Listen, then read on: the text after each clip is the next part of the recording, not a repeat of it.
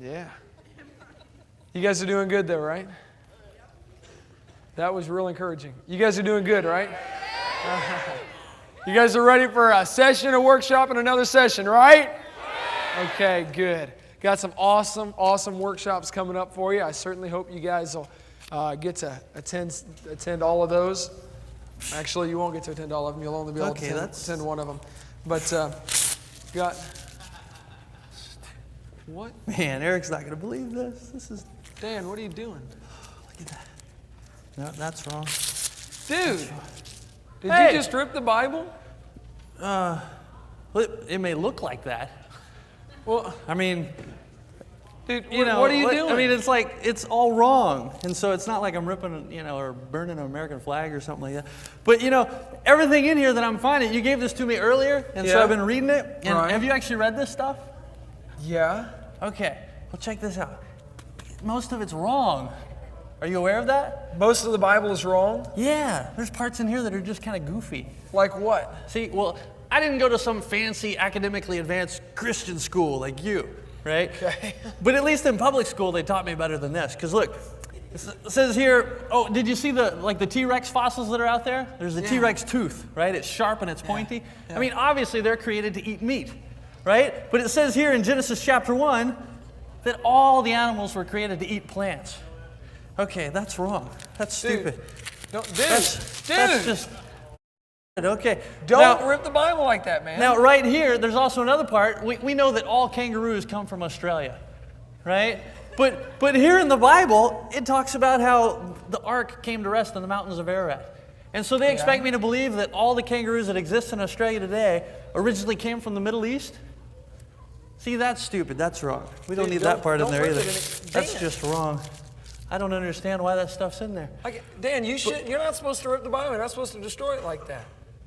Well, that's what I thought too. But have you heard of this guy called Moses? Yeah. Okay, over here in Exodus chapter 32, he actually takes the 10 Commandments, right? Yeah. It's like he's got these 2 tablets written on by the finger of God. He writes the commandments on it. And he took it, and according to this story, he takes it and he throws them down, and they break all over the place. And he destroys all the 10 Commandments. Yes, see, that's wrong. You shouldn't do stuff like that. So that doesn't belong. Dan, please. That's stupid.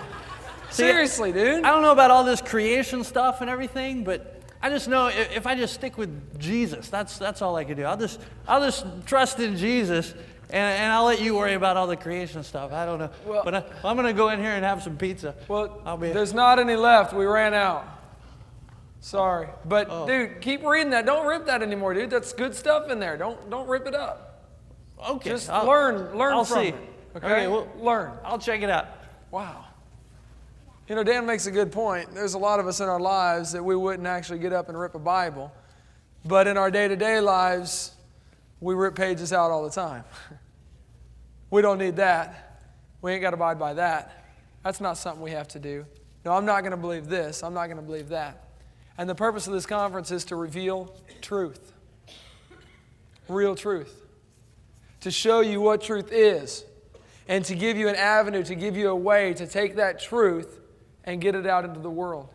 And to spread that truth to anybody who will listen. That's the reason for this conference.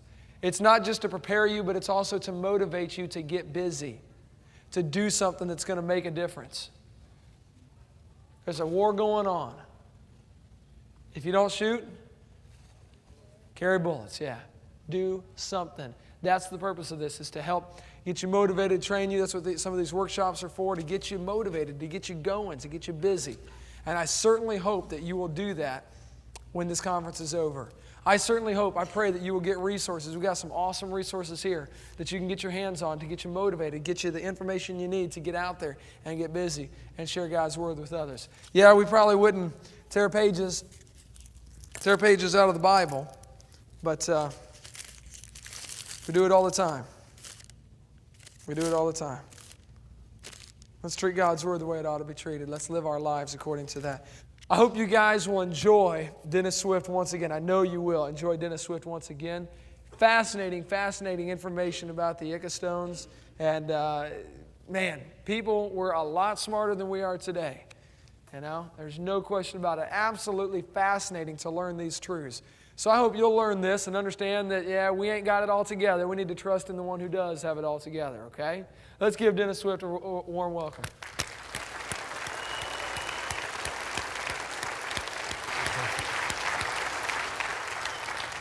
Thank you again, Dr. Swift. Thank you again. Yes.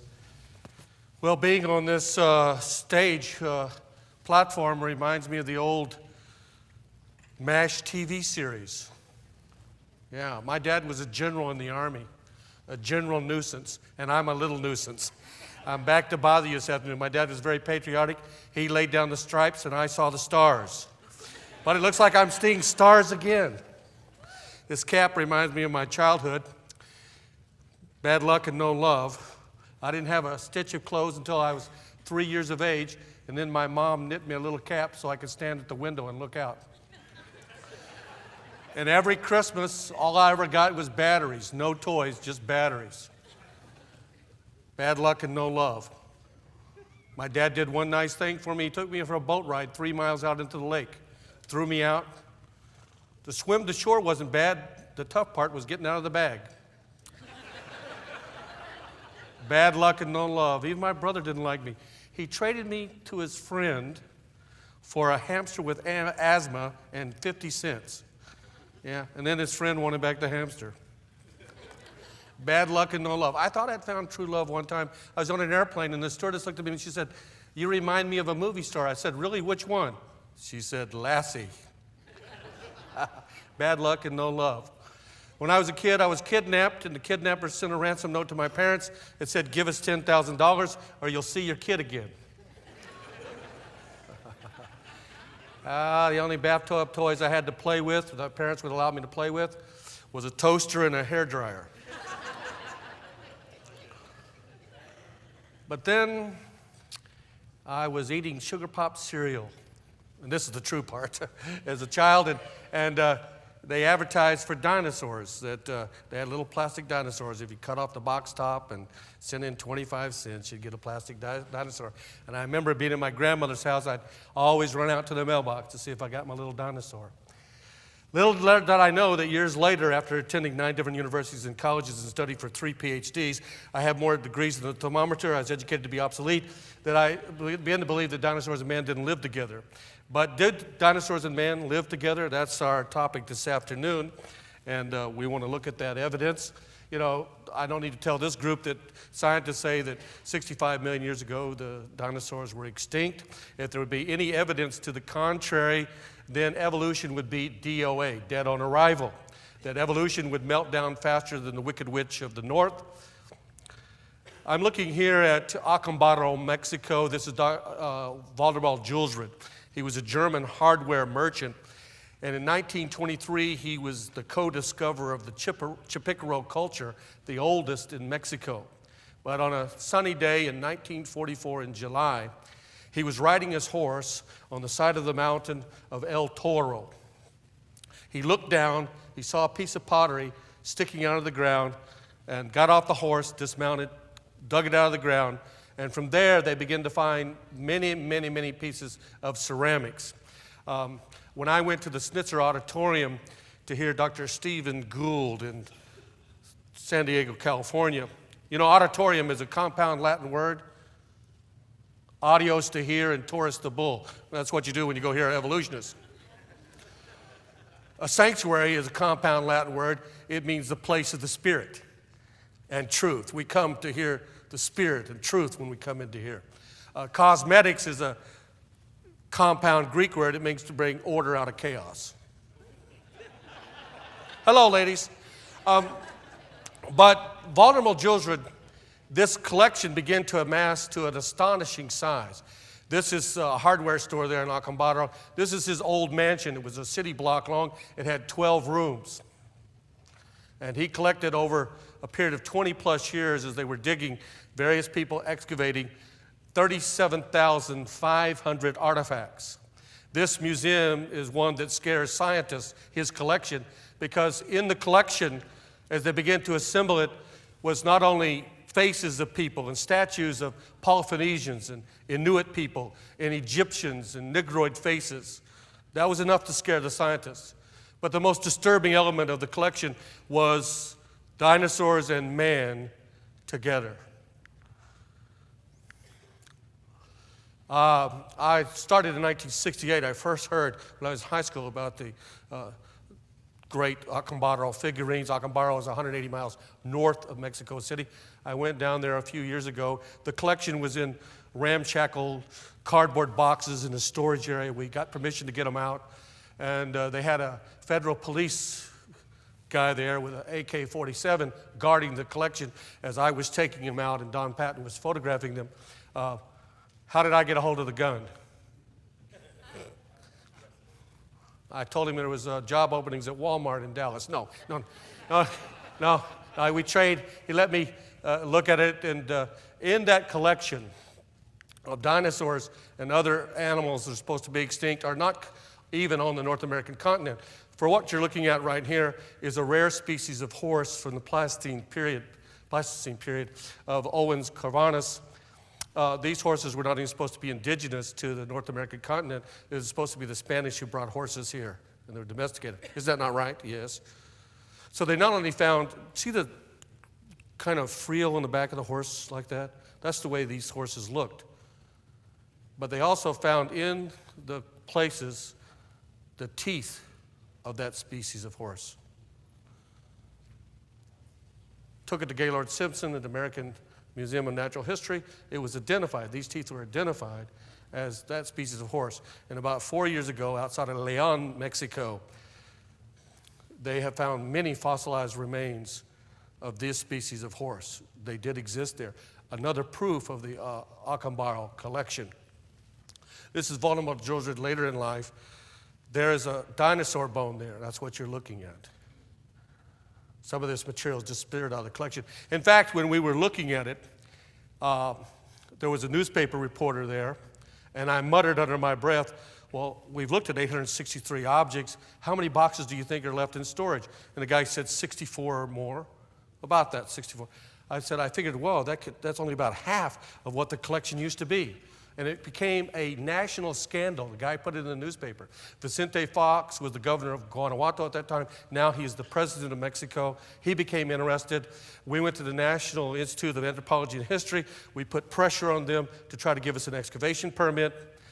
We went with Don Patton and this gentleman, Carlos Perea. We found him. He was the head excavator at a place called Old Chapicaro in the 1940s. As they were excavating there, he had never seen the jewelry collection. Didn't know about those figurines. We showed him pictures, and he said, yes, here's a dinosaur like this that we excavated at Chapicaro, that kind of figurine. And we also found, he said, in an Indian tomb, a mummified remains of, he described it, we have it on video, of a creature about 18 feet long, arms and hands like this, paws, claws, and what's a description of some kind of dinosaur. But in this collection, we see dinosaurs standing up on their back, just like Robert Bacher in his Dinosaur Heresies in 1986 depicted them accurately. We see other dinosaurs from the 1955s. One of them in the collection, if you look at the early times of the iguanodon, the first dinosaurs, fossils discovered in the 1840s, when they looked at the discombobulated pile of bones, they didn't know how to assemble it. And as they assembled them together, they put it together wrong of what the dinosaurs looked like. In the Gilsford collection from the 1940s and 1950s, we can look back on those figurines, and because of the pressure we put on the government, they did do a catalog of them over 2 years, digital camera. There's 20,000 of them left in the collection. And among those, about 2,000 of them are dinosaurs. But from the 1940s and 1950s, there's iguanodons in that collection, and they look exactly like they're supposed to do by modern paleontologists. And about 60 rare species of dinosaurs. One of the rare species of dinosaurs we could only find in a Japanese paleontological book. We see these figurines. Here's another one, an astonishing collection. Earl Stanley Garner, who was the most famous, and the Perry Mason series came out of his detective novels. He became in detective mysteries. He became involved in this. Charles Hapgood became involved. He went down there. There's radiocarbon-14 dates going back 1,000 years. Thermal going back to 2,500 BC. In fact, Mexican government became involved in 1954. They finally dispatched a team of the most prominent archaeologists and paleontologists from Mexico City. They went there and said, we're not going to dig by El Toro, we're not going to dig in these other locations. They were going to choose our own location. And on the fourth day, they made a startling discovery. As they were digging down, they found some dinosaur figurines. I have a copy of the official report, and we translated it from the Spanish, and in it it says, in spite of the legality of the find, these cannot be real, because they depict dinosaurs. On the basis of the life form, they kicked out the evidence. So we see these. Remarkable. It's proof that man and dinosaurs lived together. You know, there's an infinite variety of ways that you could disprove evolution. Of course, if you were to find anything in the fossil record out of order, dinosaur and human footprints together, or any objects out of order, it would show that dinosaurs and man lived together. We go down to northern Peru. This is the Mochi civilization, who inhabited the northern coast and deserts of northern Peru from around 30 AD to 900 AD. I would estimate that I've looked at maybe 400,000 plus vases of different Indian cultures down there, pre-Columbian. Not only Mochi, but Nazca and so forth. I haven't handled every one of them, but I've looked at them, and many of them I've had in my hand. In the Mochis, we see, can you see that dinosaur? The Mochis are famous for their stirrup pot vases, the cylindrical vases and portrait figurines that they made. It's always red on white or white on red. We see out of those, I have now found 11 of these to depict dinosaurs, and all of these are the same type, similar species that have dermal spines. We know with Stephen Zirkus in 1992, who was the first one to publish in Geology, 1992, that dinosaurs had dermal spines from the fossilized remains of the quarry in Wyoming. And we see that they're similar to an iguana, that the frills on the back in different positions, these are correctly displayed and depicted, anatomically remarkable. You heard about the runaway bride over in Georgia? Back there, maybe it was a fiancé. Our kids don't go down by the sea because there's a dinosaur down there. They had to have seen them in real life to depict them so accurately. Here's another one of the dinosaur vases, one of my favorites. If you look at the head and the teeth protruding out and so forth, just as astonishing. This is enough right here to put any atheist or agnostic or skeptic out of business. These vases are in museums in Peru and other South American countries. They are authentic. They were found in official excavations, most of them in the 1920s, and some of them were in the collection of the vice president of Peru in the 1920s. We see other of the vases here. Also, this relates to the ecostones that I showed you last night, because throughout the Indian culture, pre-Columbian civilizations, what we see depicted is the warriors fighting these beasts in combat. But they always show the men, warriors, of equal size or greater size than the beasts they're fighting. Not only is this in the Mochi vases, but also in Nazca, in the fabrics I've shown you, the vases from Nazca, the stones, and also the ecostones. Another one of the dinosaurs. Isn't this remarkable?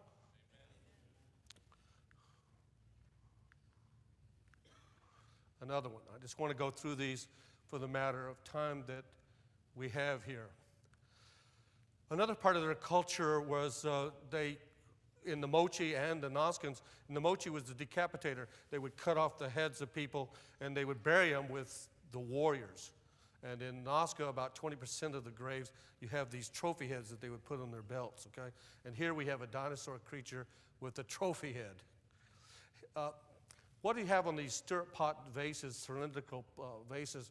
You have to do a line, they did line drawing painting, and so you have to take, this is an example of them fighting one of these beasts. We go up the coast to Panamericana, and Mochi excavation there. They found a fresco a few years ago. This is a fresco on the wall of a Mochi mound. We see, can you see the same creature down below? And again, the warriors much larger. Now, this is proof positive that dinosaurs lived contemporaneously with man. You know, the Jules Ritt collection in Acambaro is a passport for paleontologists to paranoia. When the paleontologists look at that, they have to step back and either dismiss all the evidence or they have to bow to it and say, yes, dinosaurs and man lived together. And if that's the case, then the evolutionary flimsy tower of time comes toppling down to the ground in a crumbled heap, and it ushers in an intellectual cataclysm. And we would have to rewrite all of the textbooks. This is the Mochi mask. It is in a museum. It's not Nazca, it's not Inca. It's Mochi. It's a funeral mask. It's solid gold. It's about that big. And you see the two creatures on the side that are very much like the fabrics and the vases, dinosaurs. Now we go down to Mexico, El Tajín, in the jungles of Veracruz. You have to join the battle. You know, God did not save us to be spectators, but gladiators. We've got to be spirited Spartacuses. You can't soak, sour, stink, and sink and sit in the pew and stew with the other few.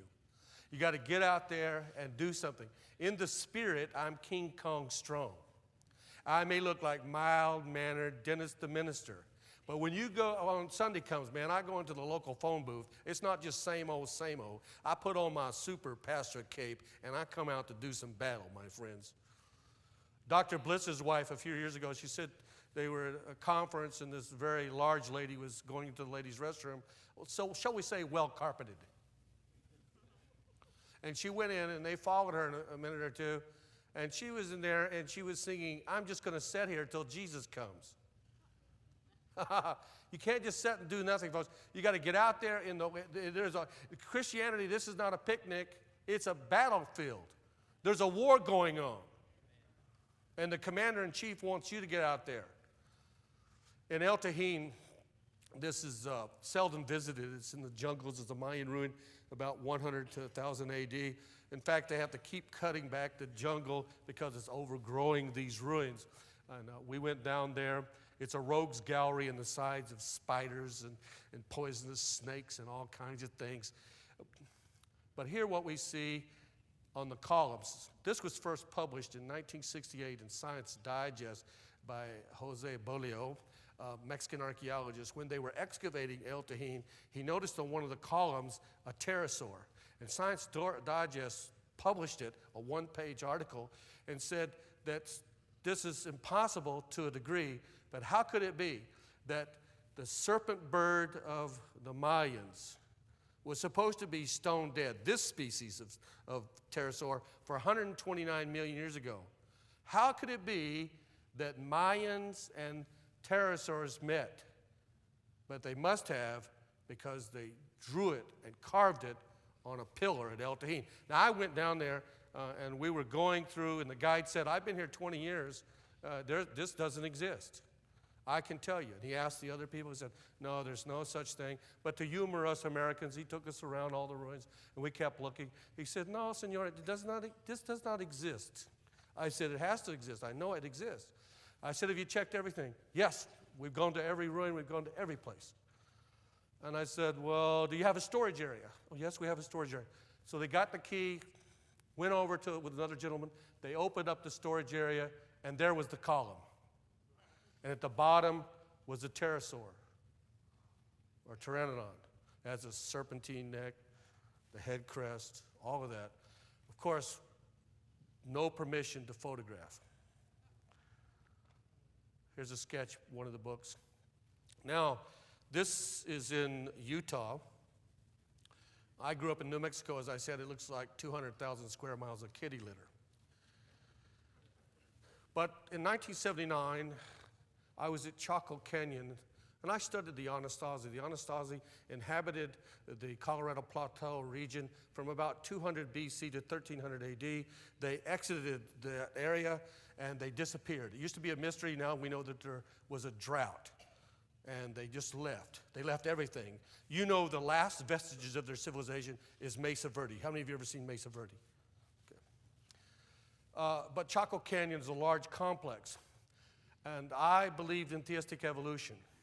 But I was going along, and I found a book that had just been published by Fran Barnes called Canyon Country, Prehistoric Indians. And in the back was a reference to the anomalous rock art about a Diplodocus dinosaur down in the area of Natural Bridges. So a few years later, when I heard of creationists, I didn't believe the creationists had, I thought they were just like the Kellogg's convention, you know, fruits and nuts. They had no evidence. And then finally I heard a creationist. He said, dinosaurs and man live together. Do you know that there's a miracle in your house? Your future is not out there or back there. It's up there in the heavens. You got to reach down and reach up and pull it down. But not only that, God has probably already placed something in your hands right now that's going to change your life. And that book changed my life because years later when I heard somebody, it popped in the back of my mind. I used to read 3 or 4 books a week, and I did that for about 20 years. I have thousands and thousands and thousands and thousands of books. But that one book changed my life.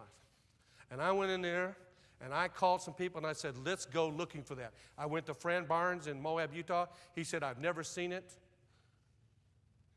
We couldn't find anybody who had seen it. And I searched off and on for it for 6 years. In fact, if you used to go there in this canyon region, which is now part of the Natural Bridges Monument, you used to have to go by horseback 12 miles. And then you'd have to climb down this winding path into the bottom. And in fact, when the Anastasi left in 13 AD, they left everything intact. They left their ruins, they left the pillar posts. Usually they would always take the trees with them. The pottery was left there. In about 1300 AD, they evacuated, and for 700 years, almost no one was ever in that canyon. Maybe a few Ute Indians. The first major exploration of this canyon was 1961, the Audrey Hobler expedition. And under Kachina Bridge is this petroglyph. It's Anastasi. How do we know it's Anastasi? Number one, the Cayente Anastasi were the people who were down in that region into the canyon. It is done by the stipple method. The stipple method, the Indians, this is a 12-foot ledge. I've gone down in there with a ladder. The Indians used to make wooden ladders. It's 12 feet up. The dinosaur is 36 inches long. The tail is about 17 or 18 inches long. I've done a rock art rubbing there before. The desert varnish all around it, heavy patination, takes hundreds of years. Can you notice that? There's desert varnish that builds up over a period of time. We know that it's Anastasi based on the other petroglyphs all around it. A petroglyph is a Greek word. Compound means rock carving. And they used it. They would take a chisel with a beveled end after they drew it out like this. And then they had hammers, stone hammers, and they go with phenomenal accuracy and about 50 to 75 hits per square inch. That's how they made it. I know that. I've studied it. Showing here how they went there and did the stipple method, hitting it. Here's an artist's rendering of it. This is from 1961, the expedition. Polly Shasma, who is a world-renowned authority on rock art. Notice what they say, a dinosaur-like zoomorphic petroglyph. Here's the rock art rubbing that I've done. You can't do that anymore, so don't try it. But I was the one who brought this back into the light of creationism, published on it back in the 1980s and early 90s. How many of you remember that movie, Planet of the Apes? That epic, best blockbuster movie where the astronauts go out into space, and after several years, they come back, and eons have passed by on Earth. And Taylor, the astronaut who's played by Charlton Heston, he comes and he finds it's a strange, weird world because orangutans and chimpanzees and gorillas are walking around upright and speaking, and humans are in zoos. I used to go to the San Diego Zoo, the world's largest zoo, because animals come from all over the world to watch people. And these apes are watching the people, and they capture him and the other astronauts. They got him in there. And then there's Dr. Zaius, the evil gorilla. And he suppresses scientific truth, and they have a tribunal, and here comes Charlton Heston in chains, and they take him there, and he says, this is scientific heresy. Apes have always been here. Humans are ignorant and they can't speak. And Charlton Heston speaks, and Dr. Zaius goes loony, and he says, Zara must have performed an experiment on you, and you're a mental monster. And somehow, Charlton Heston escapes, and he jumps on a horse, and he's riding away. And the gun-toting gorillas are on horseback with Dr. Zaius in hot pursuit, and they're going to the forbidden zone. No ape has been in the forbidden zone for 1,200 years. Because when they were digging archaeologically, they had to abandon it because of what they found. And then Charlton Heston and all the people are up in the cave, you remember that? And here comes Dr. Zaius. And Charlton Heston starts there's the ancient diggings of the archaeologists of the apes, and they found these artifacts. And Charlton Heston holds them up and said, see, this proves. And then finally he picks up from the lowest level a human doll that's dusty. And Dr. Zaius debunks it and says, my granddaughter plays with human dolls. And then somehow they pull the string, and the doll cries, Mama, Mama. Oh no, humans speak. All the theories are wrong. That petroglyph of a dinosaur is the equivalent of finding a doll. Did you hear me? It is a pedestal smashing blow to evolution. I might do my own movie. I'd call it The Planet of the Evolutionists. That here is a remote Indian tribe in Colorado, cut off from civilization for thousands of years. And National Geographic finds them. And of course, you've got to educate the savages.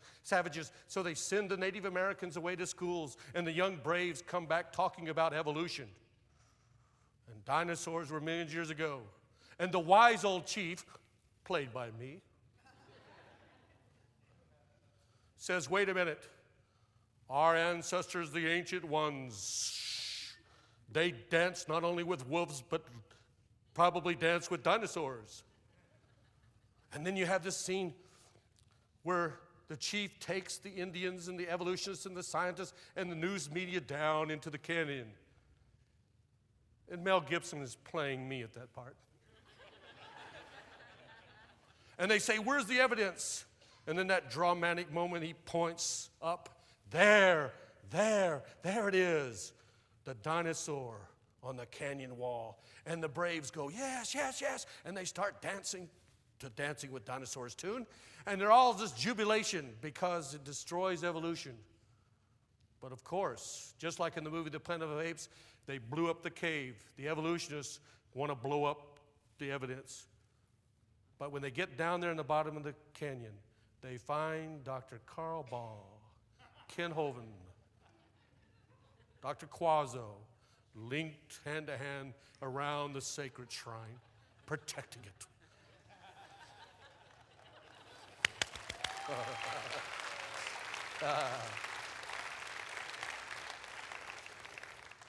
My friend, God a long time ago left some evidence behind.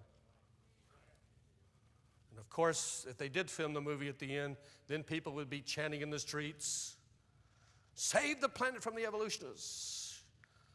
Well, here's the references to, in Barnes' book about the petroglyph. Another one in regards to the other anachronistic oddities and anomalies of rock art. So that's what we're investigating. In 1998, I was way out in a remote region of Utah, Cowboy Caves. It's about 130 miles from the nearest town. And I'd heard a rumor that there was a Triceratops petroglyph. We didn't find it. I was with Don Patton.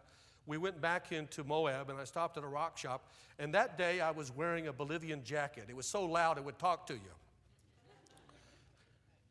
And so this old leathery-skinned old-timer said, son, where'd you get that jacket? I said, down in Bolivia, visiting Olivia's sister, Bolivia, okay. And he said, what are you doing there? And I said, I travel around looking for dinosaurs and man evidence. I said, you ever seen anything like that? And he turned and started proceeding out of the rock shop. And I followed him. And he went to his old pickup and he opened up the door. And I said, well, sir, have you ever seen anything of dinosaur petroglyphs? He said, I've lived around here 60 years. He said, once. 41 years ago, I had a rancher call me and tell me that he had on his property a petroglyph of a triceratops. And he said, I went to see it. I said, well, was it triceratops? He said, it looked like it to me. He said, I told a paleontologist in the state of Utah, and he said, leave it alone. It could ruin my reputation. I'm not going to come and look at it. And this old guy started swearing and saying, well, you know, who cares about your reputation? Aren't you caring about the truth? I said, tell us where it's at. He said, well, you go, 46 miles like this, and you go down this winding path, and there's a hay bale down there, and there's this cliff that everything looks the same. He hadn't been there for 41 years. And then as he's getting ready to leave, he said, the only people I don't want to know about this are the creationists. You're not one of those creationists, are you? No, I'm not saying. So I said, Don, let's go. And we went chasing off, and we went down in this winding path and near south, just across the border, the Utah LaSalle Canyon. And this canyon was not, no white people, no settlers had even gone in there until the late 1870s. Very remote. Do you see the triceratops, the three horns, the parrot beak, everything? We know this is Abajo, LaSalle, Anasazi Indians for a fact. And so we're looking at about 1000 AD. I did a rock art rubbing of it. You see the stipple method again, chipping, boom, boom, bum, bum, bum, bum, bum. You can see the indentations, the weatherization, the pitting. That's impossible to fake. And the little man, the first publication scientifically, any knowledge of the Triceratops, was 1881. I found a man, he's now deceased. His brother in 1914 inscribed his name on the other side of the panel, right in the rock. And if you look at it, it's bright white. The other things is desert varnish. This man, his family had homesteaded the place many, many years ago, and he had first seen it in 1917. So it was there, all the way back in there. So it's not something new. It wasn't faked. This is do you see the kebab type earrings? The Abajo LaSalle Indians had big earrings. There again, the Triceratops. This is probably Buckaroo Banzai, the cowboy. Wee-ha, riding the Triceratops. Now I take you to another place, the Hornado Mugiwan Indians, who were contemporaneous with the Anasazi, about 200 BC to 1400 AD. My first time I ever flew to California, I was on a plane, and a little lady said, son, where are you going? I said, I'm going to El Cajon and San Jose. She said, out here we pronounce that J like an H. It's El Cajon and San Jose. How long are you going to be staying? Oh, only until June or January. Okay. Anyway, it's not Jornada Hornado Mugiwan Indians. You need to pray. Do you believe in prayer? I hope you do believe in prayer. The Holy Spirit knows where. Do you know God knows where everything is? He knows everything about our lives. He knows every hair that's on your head. He's got them numbered. In some cases, he knows how many hairs are not on your head. He knows your true weight that should be on your driver's license. He knows how many strands are in your wig. He knows your true hair color. He's known every person who ever lived here. He knows everything about it. He knows where every object is. He knows where everything has ever been buried, and he knows about it. And if you'll pray to him, Jesus said you have not because you ask not. He said, my sheep hear my voice. Some way there ought to be a dynamic mental image, some kind of prompting by the Spirit of God for you to get off your differential, and God would lead you to things if you begin to pray. I believe that. I believe it.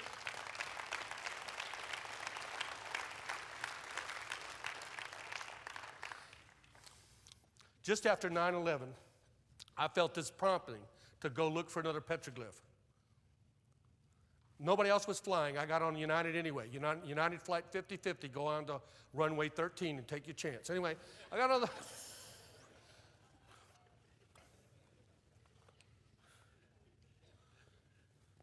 Because I'm going to get another star in my cap. Anyway, okay, wait. So I get down there to this area, and you got to do that because the devil is the god of this age. And there can be a moment you'll meet somebody, and if you're there at the right time, at the right place, at that prompting, you'll get the evidence. If not, you'll miss it. And I went down there with this great petroglyph site, our Nanamugi one. In one area, 1 mile and a quarter by 3/4 of a mile, there's over 25,000 petroglyphs. And I stopped and I asked a guy, he said, such and such. He said, a rancher said years ago they saw a petroglyph of what he called Godzilla, a Godzilla creature. Now, know what I need to do here? I've messed this up. Who's it? Do I put it? Who's the technician real quick while I keep talking?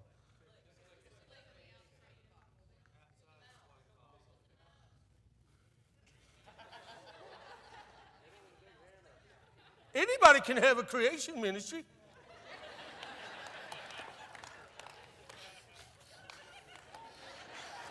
Last year I couldn't even spell preacher, now I are one. Where's that guy who learned how to speak PowerPoint last year? Where's Lewis? Say it again. Come up here real quick. Come here. Come here. What? Oh, it's marvelous.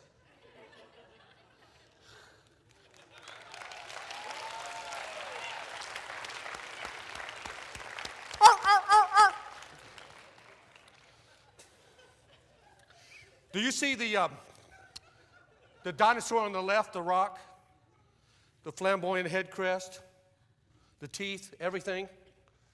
And then the deer, the dinosaur is up on its hind legs like this, and across it is a deer. Of course, it's stylized a little bit. You can tell that's a deer, even though deers don't have rectangular-shaped bodies. See it? Now look at a Parasaurolophus.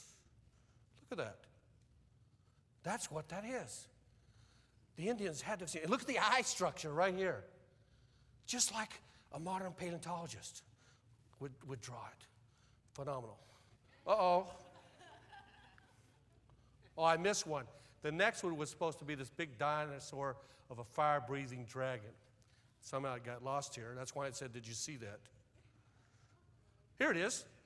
Oh, when did you see that? See what? Me operating the computer? No, it's this.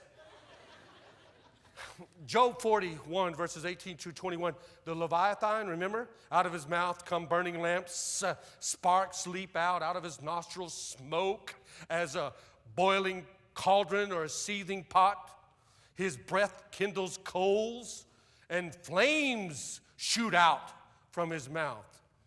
What is that but a description of a fire-breathing dinosaur? By the way, when the patriarch Job, pitifully buffeted Job, sitting in an ash heap, covered with boils, crying out of his abysmal misery, lost his family, lost his fortune, lost everything, and he's asking God why. How did God answer him? He gave him 7 chapters of science questions. Have you been to the Pleiades? You've been to the bottom of the ocean? Have you done this? Have you seen the chief of all my creation, the behemoth? Have you seen the fire-breathing dragon? What kind of a God is this? We know him, but we don't know him. When you suffer, he gives you science questions. Here's a fire-breathing, the Wapatki Indians, the American Southwest, with the Sonola Indians. This is a very remote, inaccessible location. It's on government land, and you have to get special permission, a permit, and everything else. You have to be accompanied by a park ranger, and you have to hike 8 or 9 miles to this location. Can you see the fire-breathing dinosaur done by the Wapatki Indians? The pitting, the weatherization. From another angle, and there's petroglyphs around it. The Havasupai Indians, you're familiar with this one. I won't cover that link to that. We go to the burial style. This is the Pteranodon pterosaur. It's down in the San Rafael swell region of Utah. I first investigated this in the early 1980s. You can see depicted on sandstone. Many people take this area for granted, but actually it's sandstone. And you look at the pterosaur, 8 feet 6 inch wingspread. And when I first wrote about it in journals, people said, no, it's not a pterosaur, it's not a pteranodon, because look, the wings are billowing out like this. Now we know that some of the species of pterosaurs could hover like a kite hawk, and they had flexible membranes, and they could hover over their prey. Then they said, no, it can't be a pterosaur because of the web-like feet. And I said, well, you know, pterosaurs and pteranodons in swamps, they probably had feet like ducks. Now we have found fossilized evidence down in Brazil in the Santana Formation that they did have webbed feet. Also, you'll notice the flamboyant head crest. According to Robert Bacher, the pteranodons had this kind of flamboyant headgear. Here's a depiction of it here. Also, it's done in hematite. This was done by the Desert Archaea Indians about 2000 BC. They would take a reed straw from the river, a reed. They mixed an emulsifier of egg whites and other materials, and they had minerals, hematite, and they would take it like this. And this is a pictograph, which means a rock painting. And they would spray it. And that's the way that's done. And on the top of the wings, or the pteranodon means 5-clawed, there are claws on the top of the wings. And I've done microscopic studies. There's teeth right here in the beak going out. And then there's a bulbous point at the end. And people said 10 years ago, oh, no, there's no species of pteranodons that had that kind of a beak. Now we have found in Italy some evidence that indeed some species of tyrannosaurs had this kind of bulbous bulb at the end of the beak. The Indians had to have seen it to draw it accurately. And then, you know, the thunderbird, and all Indian legends about the thunderbird, that the thunderbird, when it flew, that the wind and the air would vibrate and the earth would thunder. They were so big. The Inuits up in Alaska say that this bird was so large that it could grasp a small baby whale in its talons.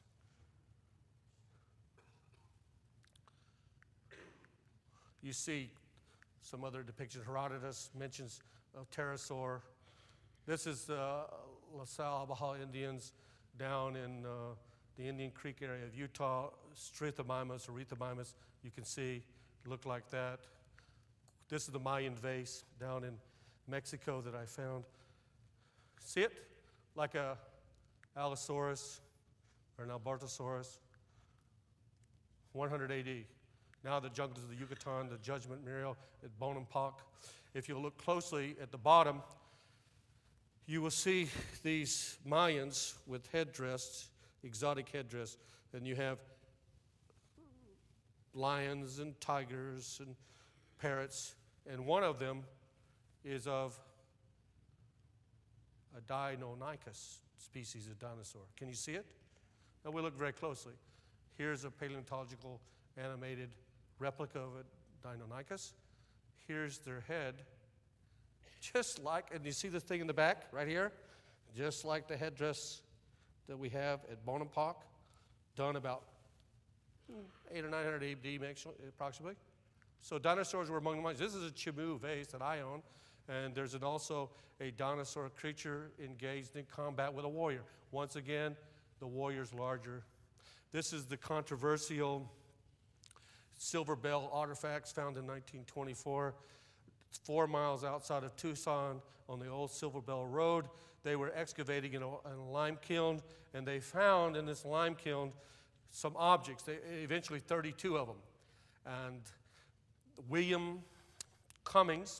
Brian Cummings, University of Arizona, was involved. He was called out, and people said, no, they're a fraud, they're a hoax, because they have Hebrew and Latin inscriptions from 700 to 900 AD. There's also a sword, and you may not be able to see this clearly, but there's a 19-inch dinosaur on this sword. Can you see it better there? Somebody can see it? 19 inches long. And William Cummings, who was the curator of the Arizona State Museum, he was a professional archaeologist. He was a professor at the Arizona State University. He went down there to look at it, and they began to excavate in Cleachy and limestone. They dug a 12-foot trench, and at 12-foot trench, as they were digging along, they came to these objects that were impacted in limestone.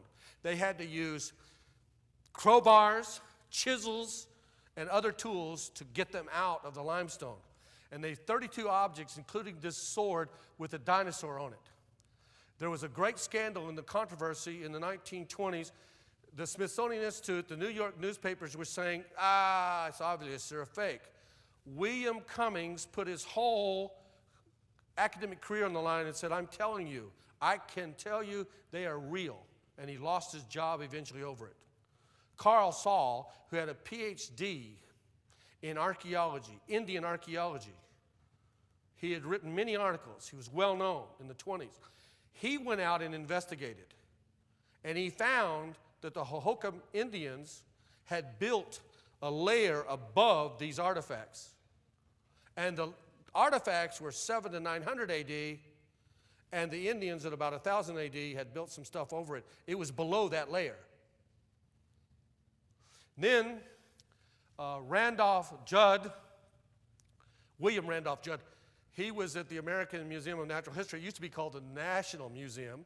He was a skeptic. He was trying to debunk it. He went down to Arizona to destroy the evidence in the terms of academically as an impossibility. And you know what he wrote? He wrote that it was obvious that the specimens were below a layer of limestone and caliche. They had not been planted there. He said, but he figured that the conquistadors had left them there in about 1540s.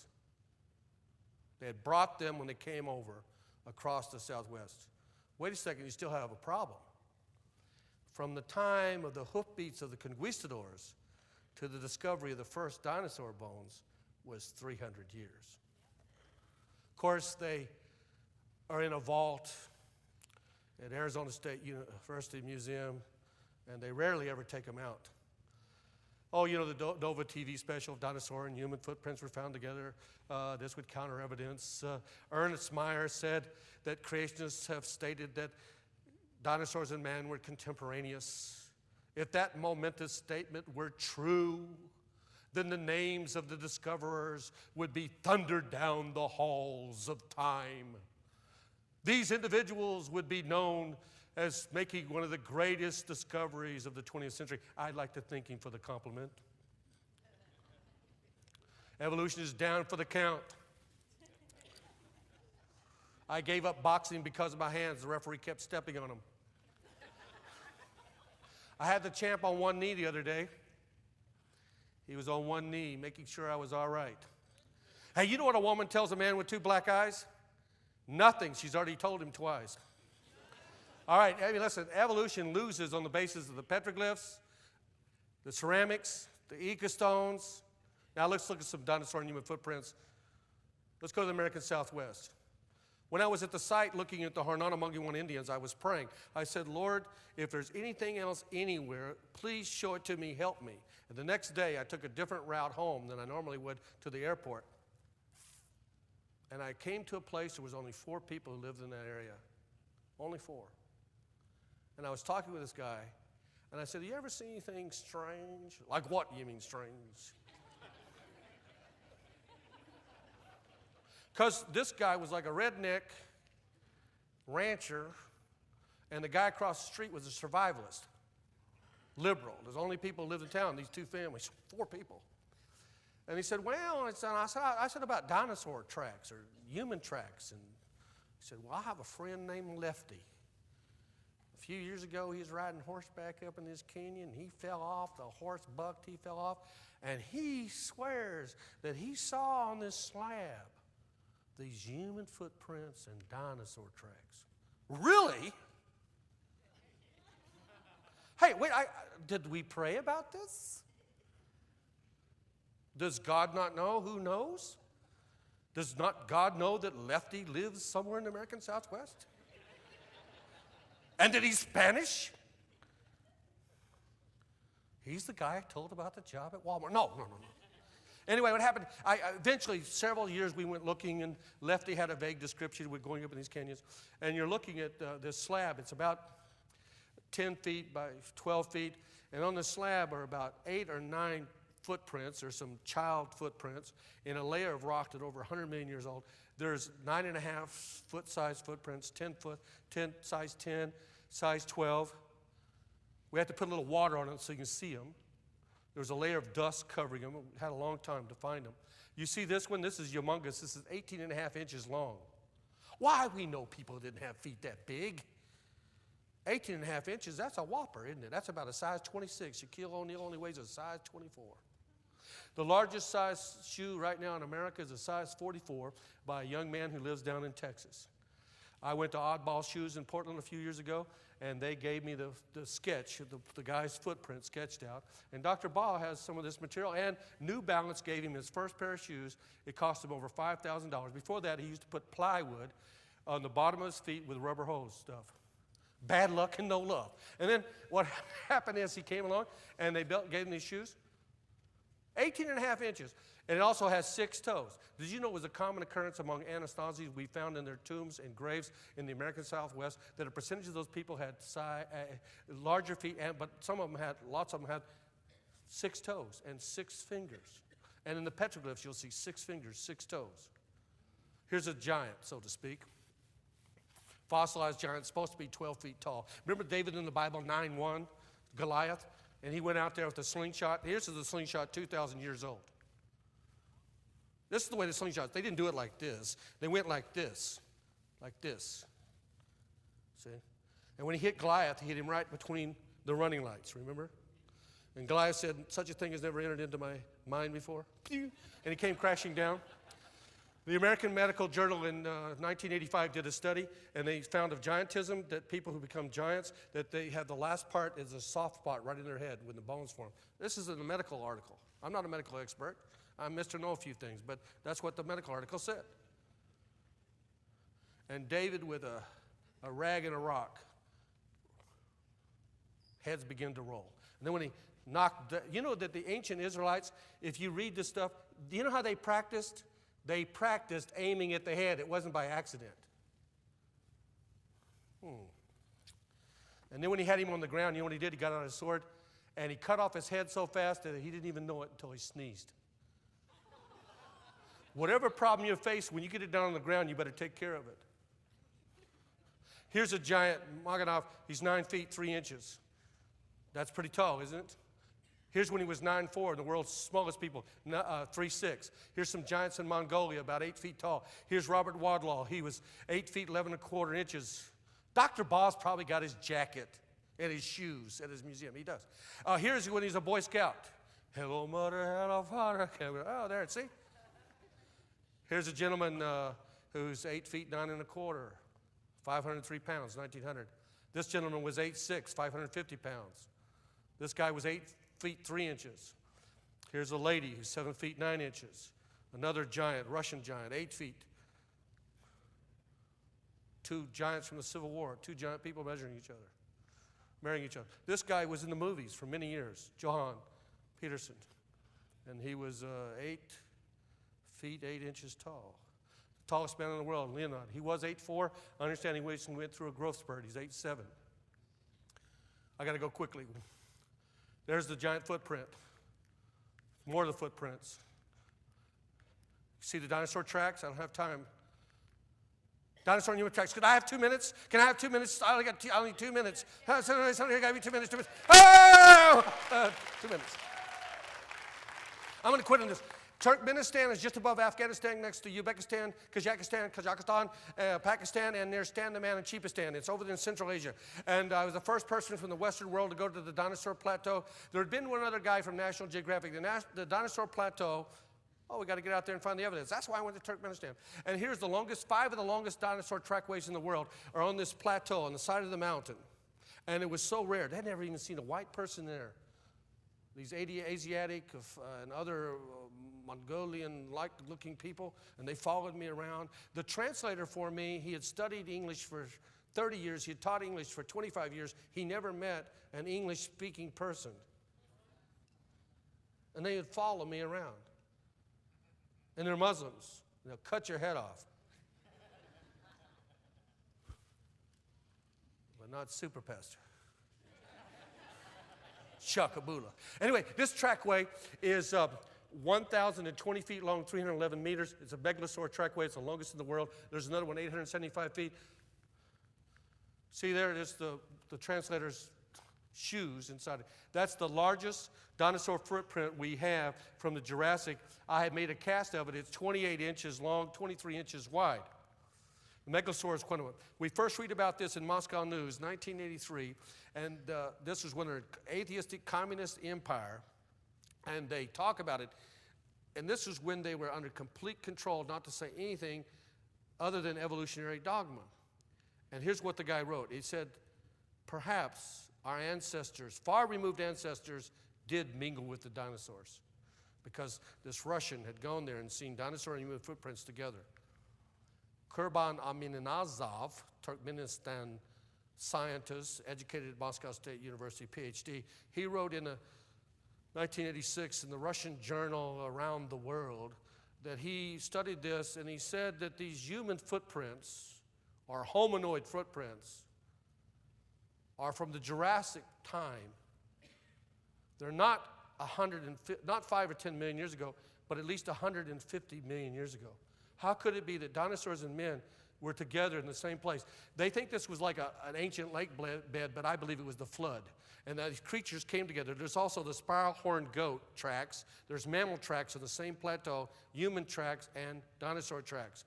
Alexander Bushov in Pravda in January 31st, 1995, he wrote about these footprints that he had seen. And you know what he says? He says, well, wait a second. It probably wasn't humans. It was aliens who came down in their bathing suit and promenaded along with the dinosaurs. Who says scientists don't believe in miracles? I do believe in UFOs. How many of you believe in UFOs? UFOs, uncommitted, freeloading onlookers. Every Sunday we have them. Section A, Section B. Okay. Here's the footprints. There's about 6 human footprints, full footprints, 2 half footprints, but they're size 43, triple E. Oh, that's Russian, no. American, it's 9.5. We have the guy putting his footprint there. Here's an example of the footprint, right? One of these footprints. We made cast of it, latex cast. See this? The footprint. Dr. Baugh has these. He's going to make a copy. Is Carl Baugh here? What a fine gentleman. Oh. People have asked me, whatever happened to Osama bin Laden? When I was in Turkmenistan, they have the pictures. He was eaten by a T-Rex.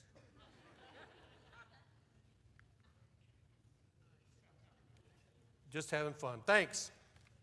We're done.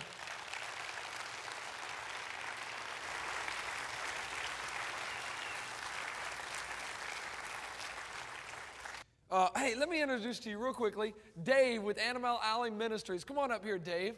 Sure. Dave, yeah, give him a hand. Dave with Animal Alley Ministries.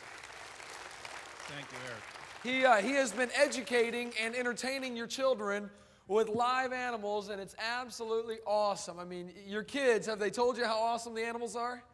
Absolutely awesome, man. Having a great time. So we appreciate Dave being here. He's got a booth. I wanted to give him a little time to tell him a little bit about his ministry for you guys, okay? As Eric said, my name is David. I'm with Animal Alley Ministries. Our ministry uses real, live, exotic animals to teach how to be a better Christian and teach creation and a few other values. We go churches from Maine to Florida to California. We hit about 200 a year. We've been working with your kids here today, so you probably have heard about us a little bit because the kids were having a lot of fun. Yeah. I brought one of my friends over, which I'm going to get out in a minute. Okay? By the way, Eric, by any chance, do you know, if you don't know, it's okay, do you know what the laziest animal in the world is? The laziest animal in the world is my brother. Close. I thought it was your... Yeah, actually, he's up in the sound booth doing the videotaping, and he's doing an awesome job up there. No, I would guess a sloth, but I don't know. You're right. Is it? A tree sloth might move like 10 feet in a day.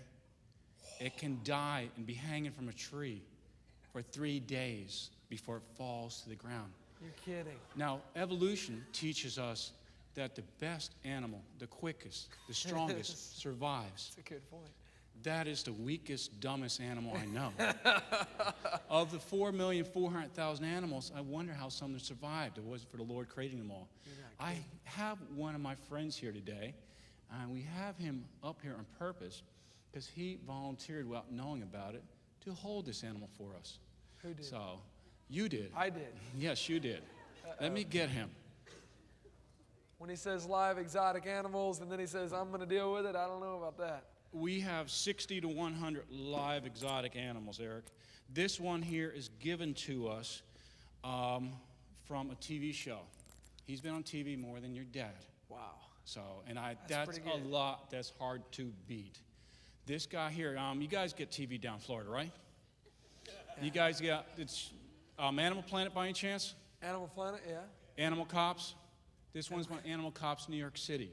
The state didn't know what to do with it, so they gave it to our ministry. We teach with it, and I'm going to get him out. Eric, would you put your two hands like this, please? No.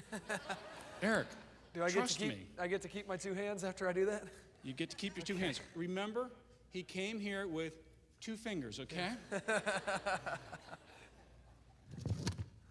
guy here was secured earlier. My son did it. And Eric, for your safety, we took all the proper safety precautions. Holy cow! This animal is a friend of ours, which your kids were petting earlier. Oh my goodness! Here you go, Eric. Our Lord created 34 species of crocodilian. This is one of them. This is an American alligator. He's a Caesar from New York City. No. When he grows up, he can be 6 to 9 to 12 to 14 feet. Oh my! The Lord created him as a perfect hunting machine. He goes very fast, and this jaw has 3,000 pounds of pressure when he goes up. And right now, for his safety, we went to Walmart and got the best electrical tape we could get for 38 cents. Okay, Dave. So, Dave. and he has a very powerful jaw. So we go around Oh. teaching. I'm going to take him back so Eric can keep his fingers, okay? Thank you. Thank you for the time, I'll hold Eric. the mic instead. Oh boy! Thank you, Dave.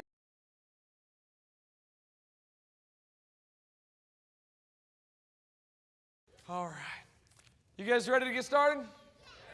This next session is going to be absolutely awesome. We got Dr. Jack Cuozzo going to be speaking to us, and it is going to be really, really, oh boy. Dude, What do you get? Oh my this goodness. is awesome. What in the world are you doing, Dan? I'm going to need to get another wheelbarrow from the park and come out here and get some more stuff. Because they got all sorts of cool things here that you can learn. You bought all that stuff? Yeah, now I just need to like read it and stuff. And You've been watch reading it. some of that stuff? Well, kind of, sort of. You got I'm a hoping maybe wheelbarrow I can full, learn man. lots of things. I got lots of cool stuff, well, besides water, because I was thirsty. But just different fossils. We got the Caldwell tracks. We got all kinds of things. Actually, while you're up here talking, I don't want to listen to that, so I'm going to be out there like buying stuff. Cool. It's going to be pretty You neat. know, actually, Dan, if you study that stuff, you probably could, travel around and speak on creation. Yeah, I don't know about that. Man, I don't think there's any way that could ever happen, because like all the things you have to know, like, where did Cain get his wife? You gotta know the age of the earth. Was there a worldwide flood? I mean, to be a good creation ministry, you gotta know at least like 6 or 7 things. Yeah. So I don't think that'll happen. You don't think you can handle that? But I did get to get one of these cool little T-Rex brains.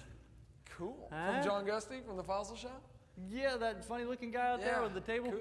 Got T-Rex brains. What do those cost, do you know? These were, I have no idea. He wasn't looking. I just kind of took it. But We'll have none of that going on. we got okay? this one right here. This one's really cool. This is a special brain. It's a brain? Yeah, this is also a brain. This is a Kent Hovind brain. Oh, really? How Yeah. much did you pay? I bet you paid a pretty penny for that one, I got didn't you? $29.95. You Right can out get at the Kent table. Hovind's brain for It's like a good $29.95. Yeah, $29.95. But that's not Unreal. all. I got this. Oh, this is a good deal too. This What is is that Jack Cuozzo brain. That's Jack Cuozzo's brain. This is good. This one was I believe $42.50. More than $42.50, Kent right- Hovind's brain? Right out there. What? That was more than Kent Hovind's brains? Yeah, actually it was. Wow. But you know what? The most precious one, I got it protected here. The most precious brain I have right here. I'm not gonna let anybody play with this one. This is an Eric Hovind brain. Oh, it is. This is really cool. This one was $5,000. Woo! Yeah! So- $5 grand. so I'm gonna keep now, why that is right mine so there. expensive? Oh, what? Well, they said it's never been used. And so I'm gonna go shopping and stuff. All right, so without any further ado, Dr. Jack Cuozzo is an expert on, if you were here, you already know he's definitely an expert. He's an expert on the Neanderthals and the cavemen and things like that. He is going to do a fabulous job presenting to us some incredible facts about them. Again, to arm us with the truth. We need to be armed with the truth, not just so that we can have it, but so that we can spread it, so that we can share it, okay? So let's give Dr. Cuozzo a hand as he comes up here to share with us some incredible stuff.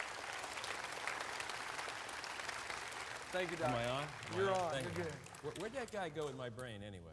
I got to show it to my wife.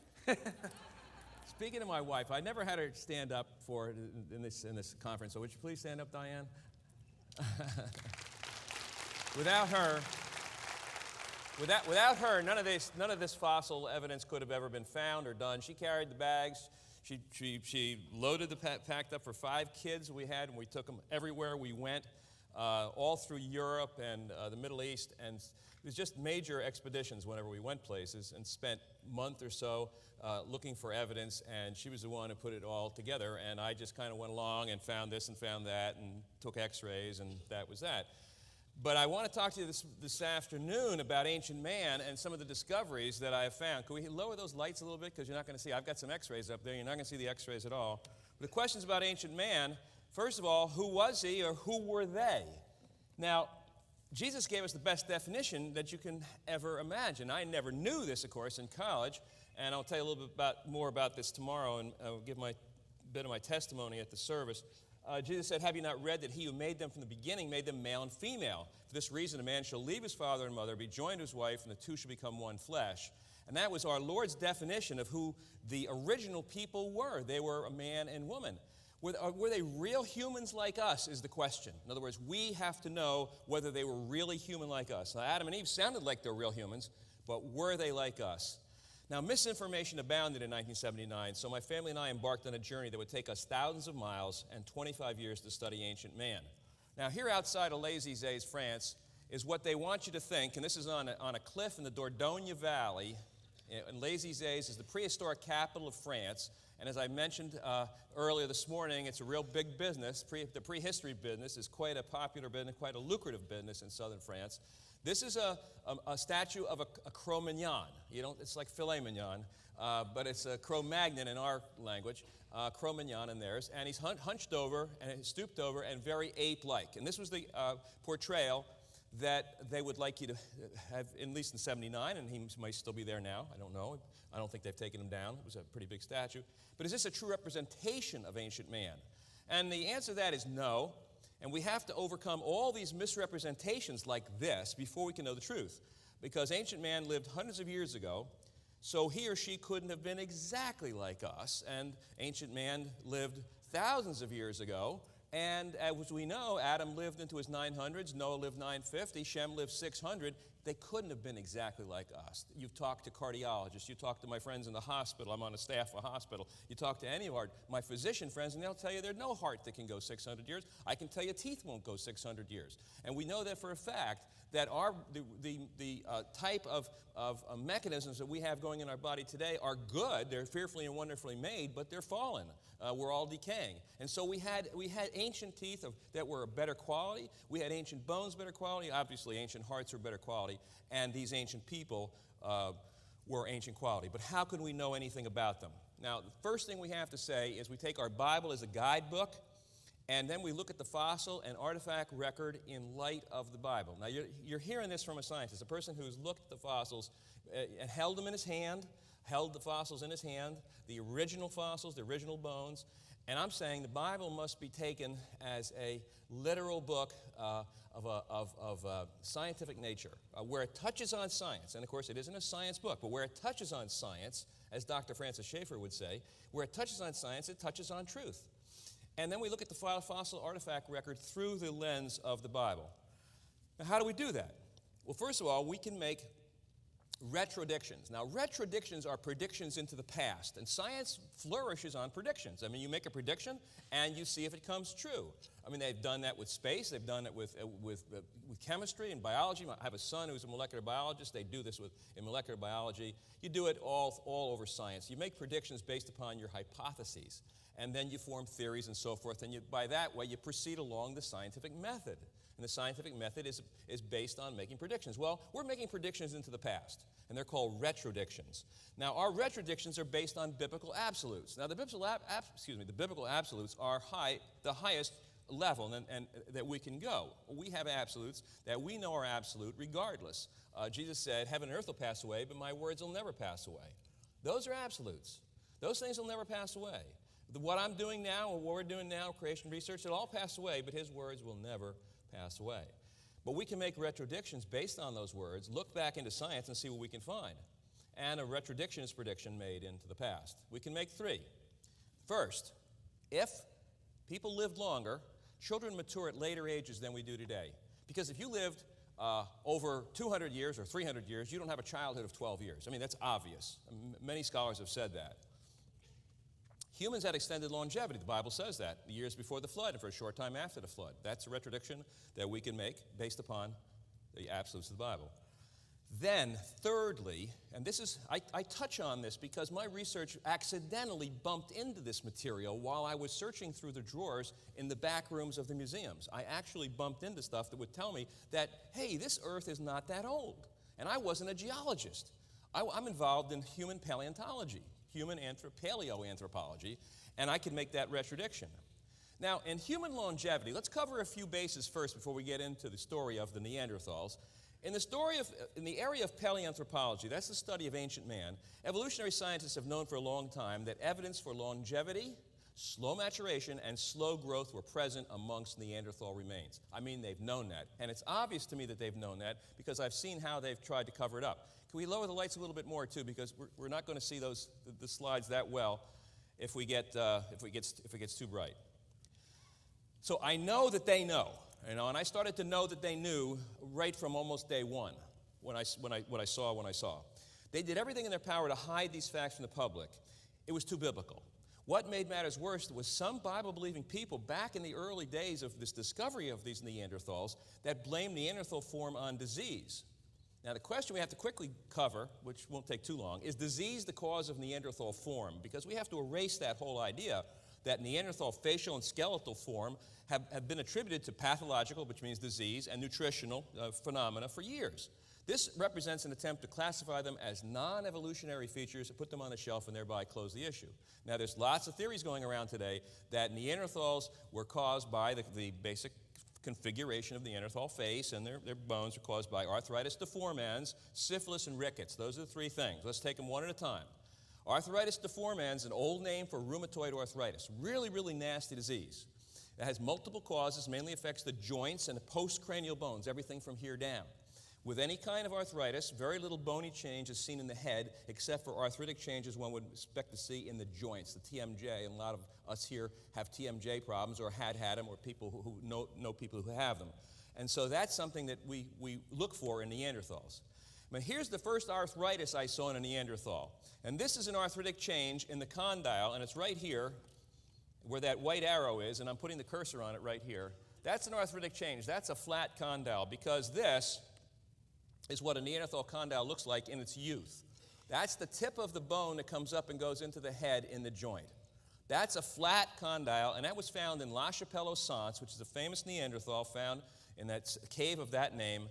And this bony protuberance is not flattened like this or eroded in this area. This is the only arthritis I saw in the head of this individual. There were many arthritic changes in his spine and other joints.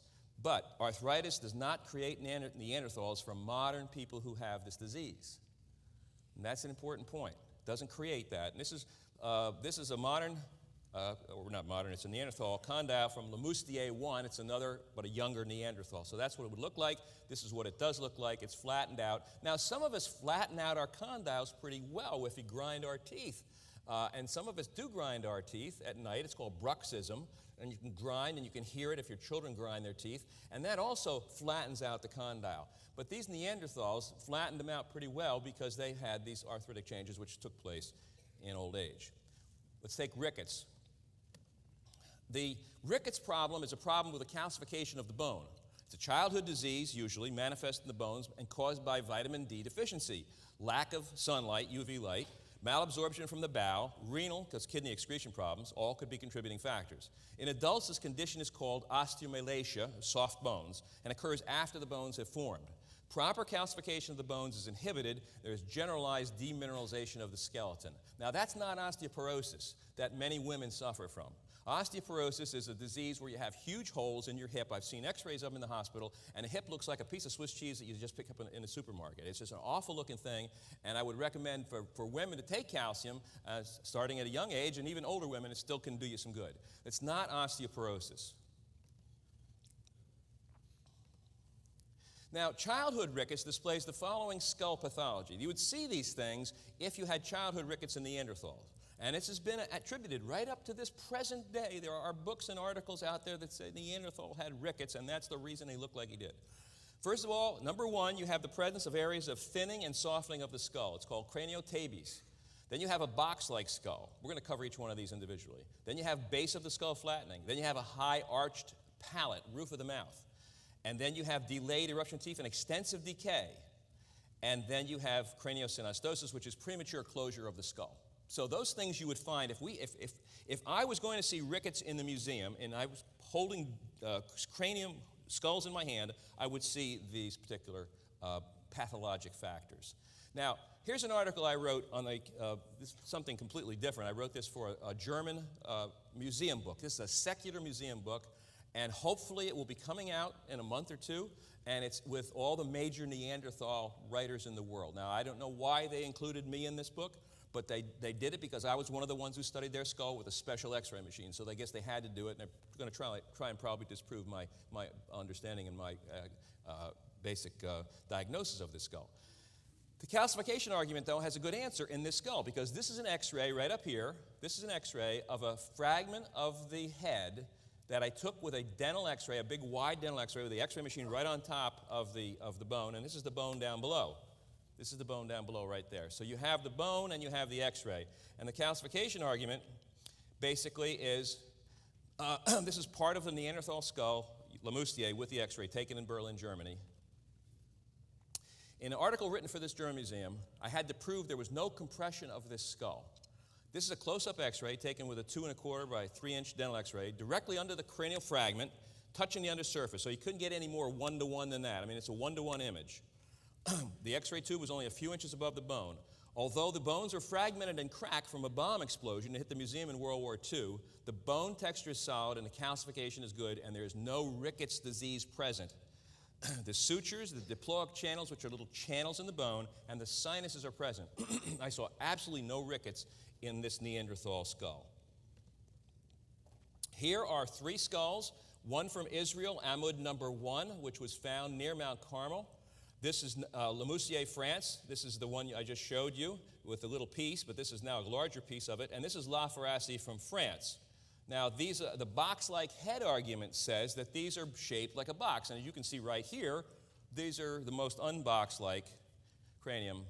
There's no box-like heads and absolutely no rickets in these whatsoever. So the argument for rickets falls apart in two areas already. Calcification, we don't see any soft calcification, and no box-like heads. Now, we're looking at one of my patients here on the upper left-hand side, and that's a high roof of the mouth. Now, I worked on cleft palate patients for about 12 or 15 years at St. Barnabas Hospital in New Jersey, the Regional Cleft Palate Center, so I know high-arched roofed cleft palates, and I know high-arched roofed mouths, and Neanderthals don't have it. And here's a Neanderthal called Pech de la Haze from France, got a flat palate all the way across, and that's just a break in the bone. And here's Gibraltar too from the island of Gibraltar. That's a Neanderthal child too, and that's half of the palate, and that's flat too. So we don't have high-arched palates like my patient had here on the left. If everybody can see that. I don't know if anybody can see. Can you turn the lights down a little bit so we can see that high-arched palate? Because if you can put your finger way up in there, way up in this point up in here, can you turn it down a little bit more so they can see that? That is right here, right in the center, right up there. And these kids cannot speak properly because they have a nasal quality to their voice, and they can't breathe through their nose very well because the nasal chamber is just the upper part of the mouth. It's right up over the roof of the mouth. And so you just don't see that in Neanderthals. Narrow high-arched palate compared to 2 Neanderthal flat palates. No rickets. There. No rickets. Okay, now let's go to the premature closure of sutures in the head argument. Now, far from that, the Neanderthals had sutures that closed more slowly. And here, This is the frontal bone of a Neanderthal little child, and that suture is right down the middle of the head, and that's closing very, very slowly. And here's one, it's called a partially open symphysis in the lower jaw, and that's closing very, very slowly also. So rather than having what we call craniosynostosis, we have a slowly closing bony connection in the head and lower jaw instead of premature closure. The total opposite of rickets. No rickets. Now, here are some loose teeth that I found in the drawer of the Angus skull at University of Liège in Belgium.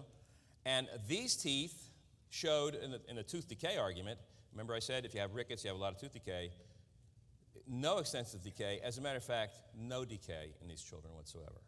And down below here, you'll see the Gibraltar 2 X-ray right here.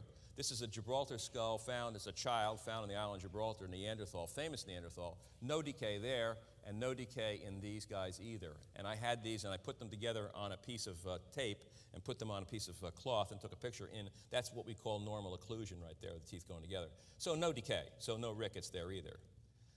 And all the primary molars, if I can just take a moment to tell you something about primary molars, these primary molars up here, these are the baby teeth, and these are baby teeth up here. These baby teeth are taurodont teeth. Now, we don't see those anymore in our children. If you're going to have a childhood of 35 years, if you're going to have a child who is mature, who's equal to our 12-year-old when he's, say, 23, or equal to our 17-year-old when he's 29, if you're going to have that kind of a child, he's going to have his baby teeth a long time.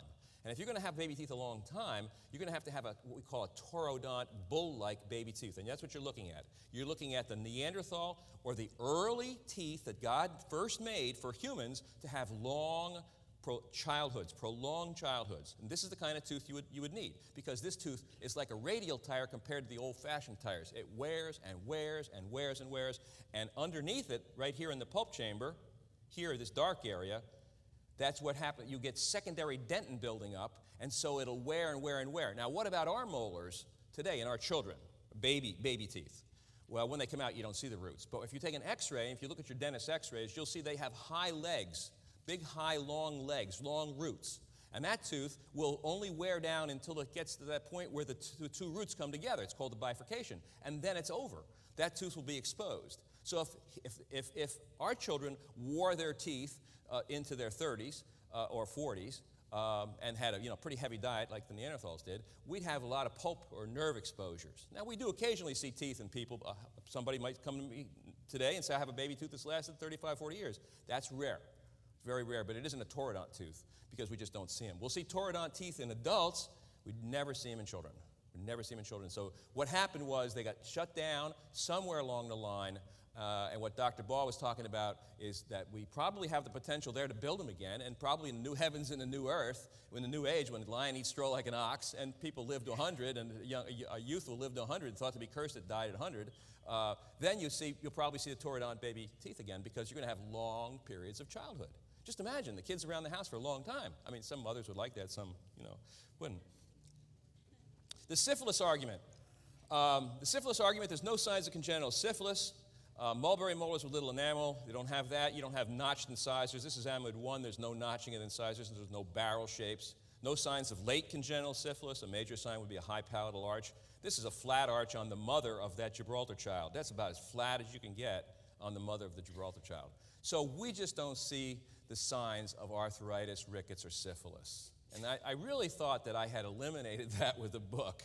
But the more it pops up, the more I get to the point where I'm thinking about, I don't know if people listen anymore, because I thought, and even Colin Groves, who reviewed my book for the Talk Origins, and is a skeptic about everything I say, even he said, well, it looks like Dr. Cuozzo eliminated those arguments. Well, they persist in creation. They persist in the creation science.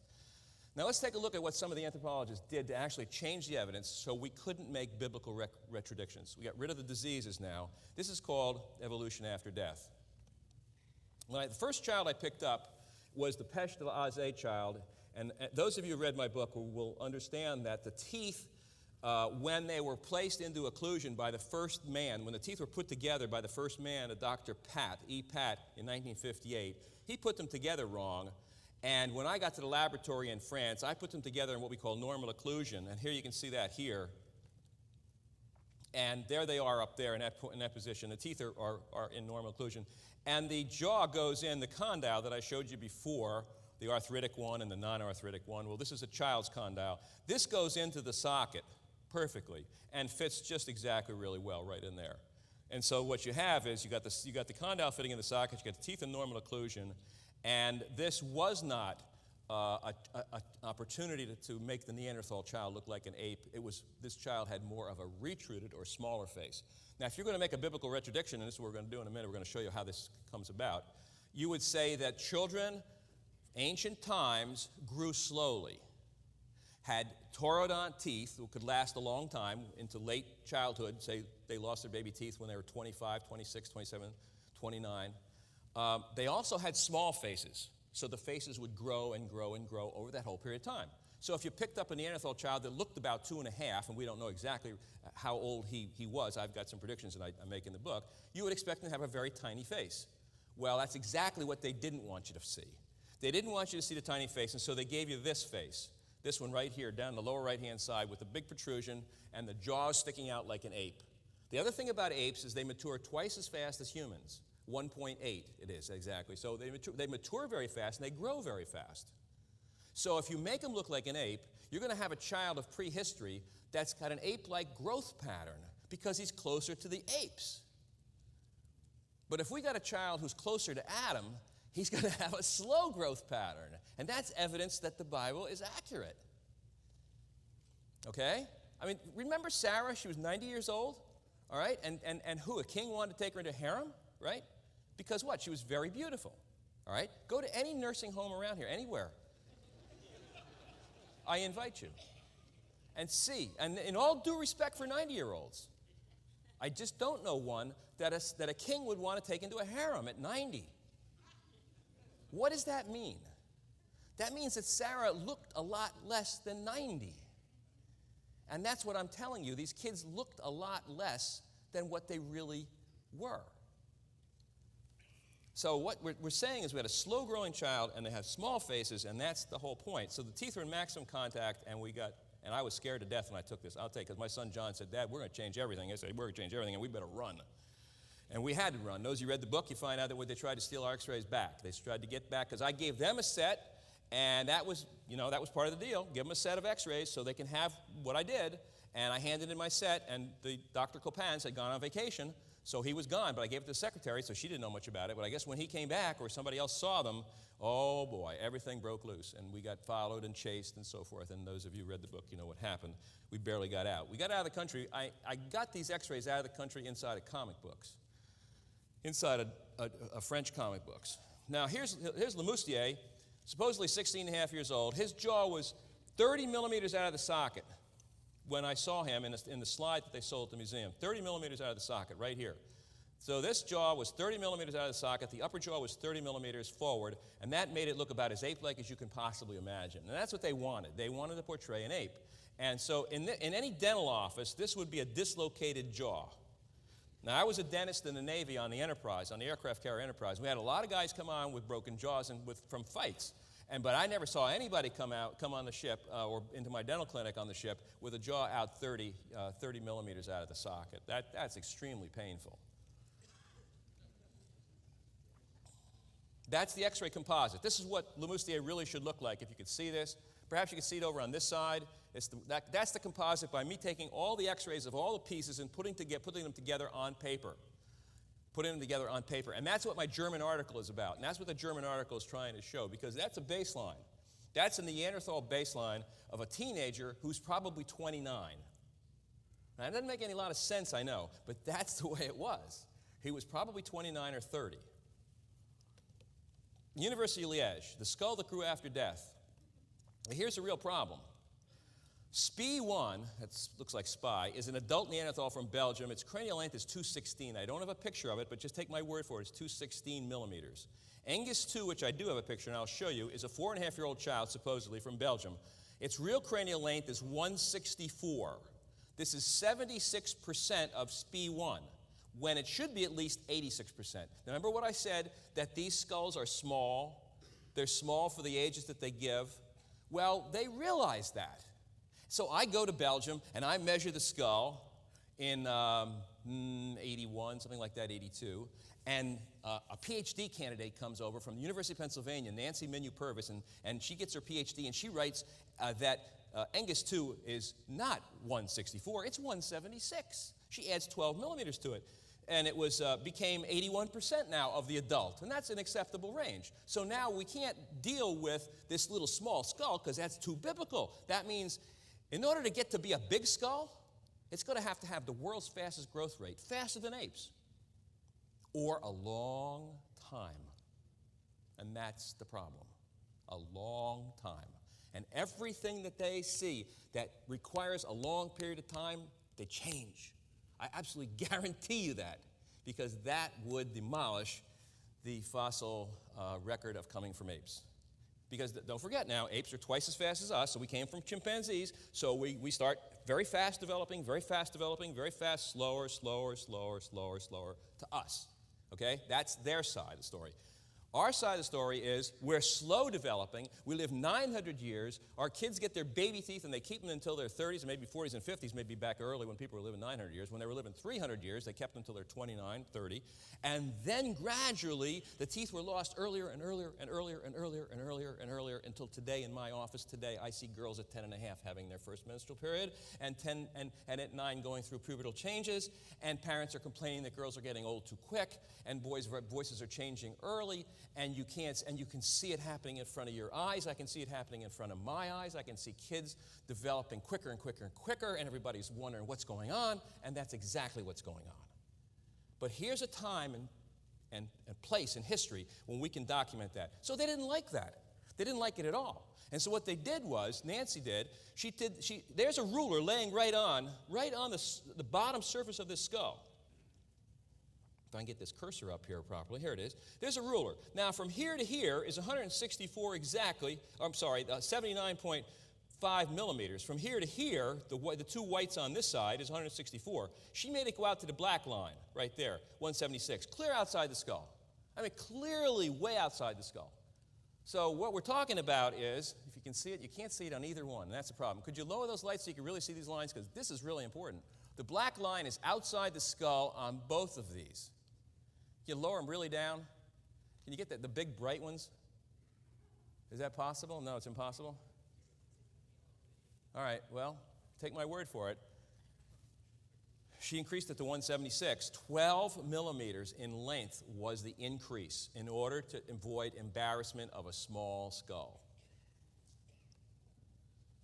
Now, when I was in the lab, the Musée de l'Homme in Paris, in 1979, a human paleontologist cut the chin off the lower jaw of Laquina number 5, and that was a skull that was excavated in 1911. When it came out of the ground, it had a chin. You can see the arrow pointing to the chin right there on your left. That's the first cover for Buried Alive. We have a second cover for Buried Alive now, and they changed this, and they put it on the back cover, this picture, and much to my consternation, they made it much smaller when it's a major point.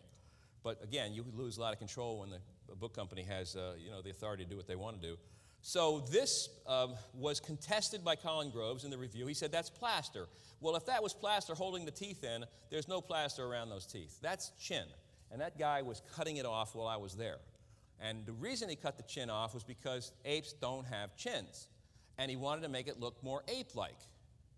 Now, that's not fair. And I've been to a lot of churches, a lot of audiences, and I've told it to a lot of people, and very few people believe me. I'll be honest with you.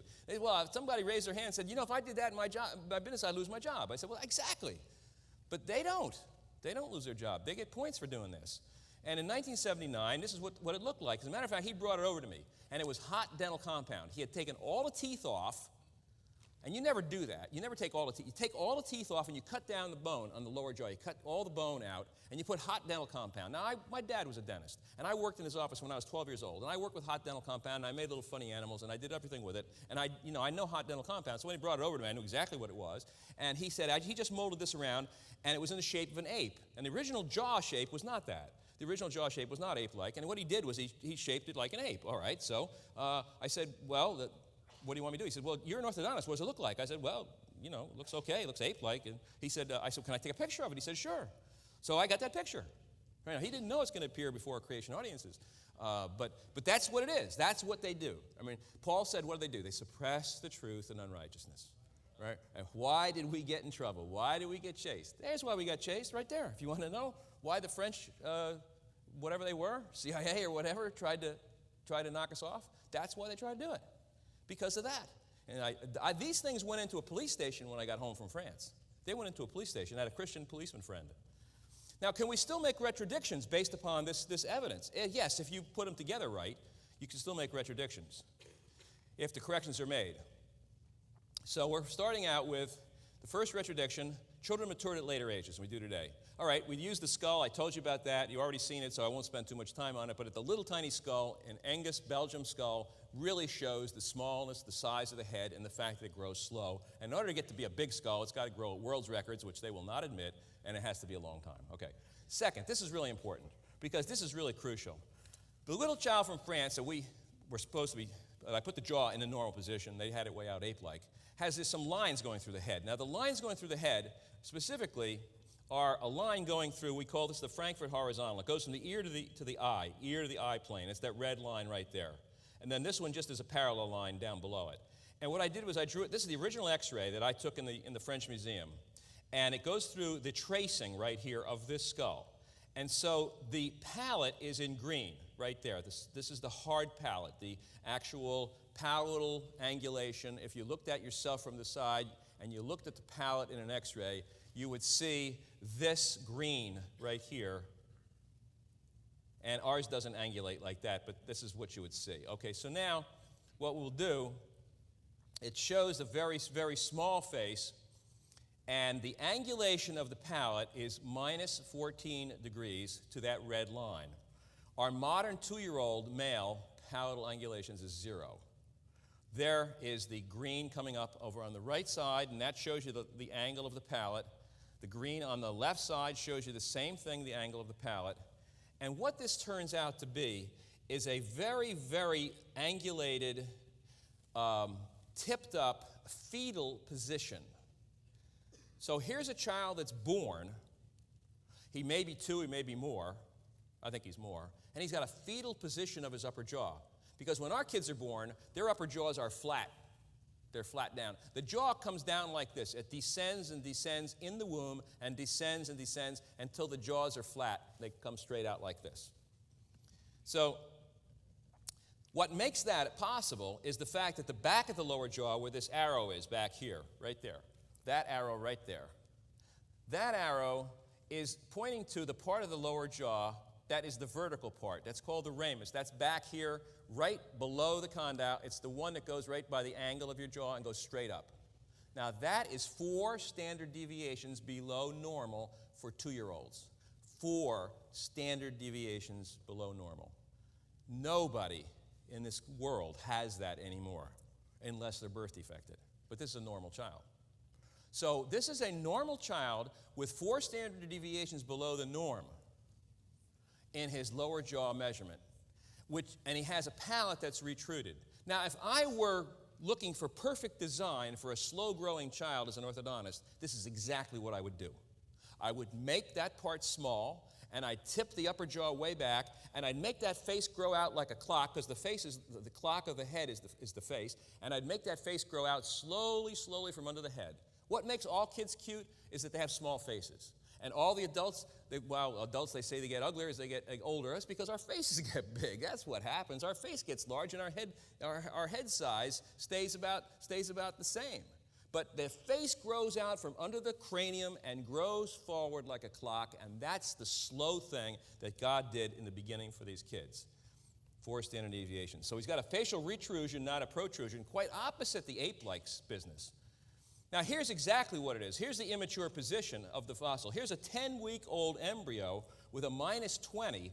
Here's a modern 1-year-old with a 0-degree angulation. The green is the Frankfurt horizontal. The palatal plane is red.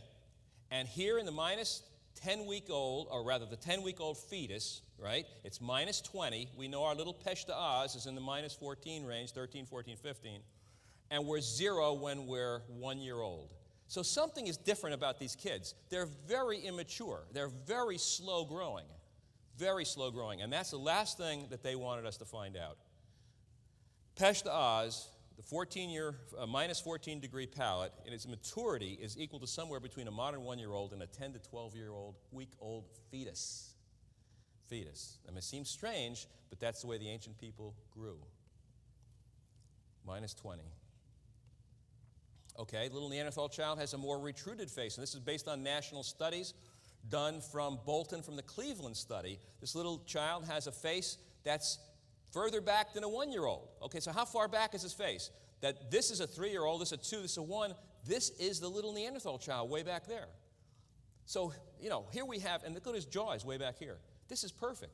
So we would make a retrodiction saying he'd have a small face, a small jaw, a slow-growing jaw. He'd have a tipped palate. He'd have all these things that denote a slow developing child, and he does. He does. Therefore, the Neanderthal child was fetal-like in his facial development, except that he had teeth. And that's strange. This is a whole new field of study. And science would benefit if it stopped preventing, because there's a lot more Neanderthal children that can be x-rayed, to stop preventing this kind of research that will lead you towards the Bible and the mind of God rather than take you away. Science would benefit from this. We will have answers to why our kids have progeria today.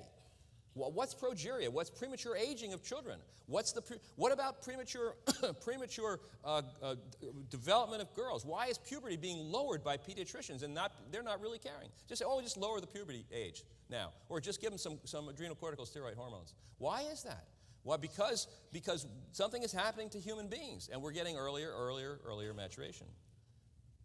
And it's not good news for an orthodontist either, because we like to see kids when they're growing, not when they stop growing. And so if a child comes in and they're already stopped growing, we're working on a little child who's actually like an adult. Now, adult orthodontics is not a problem, except quite often with adults we have to do surgery.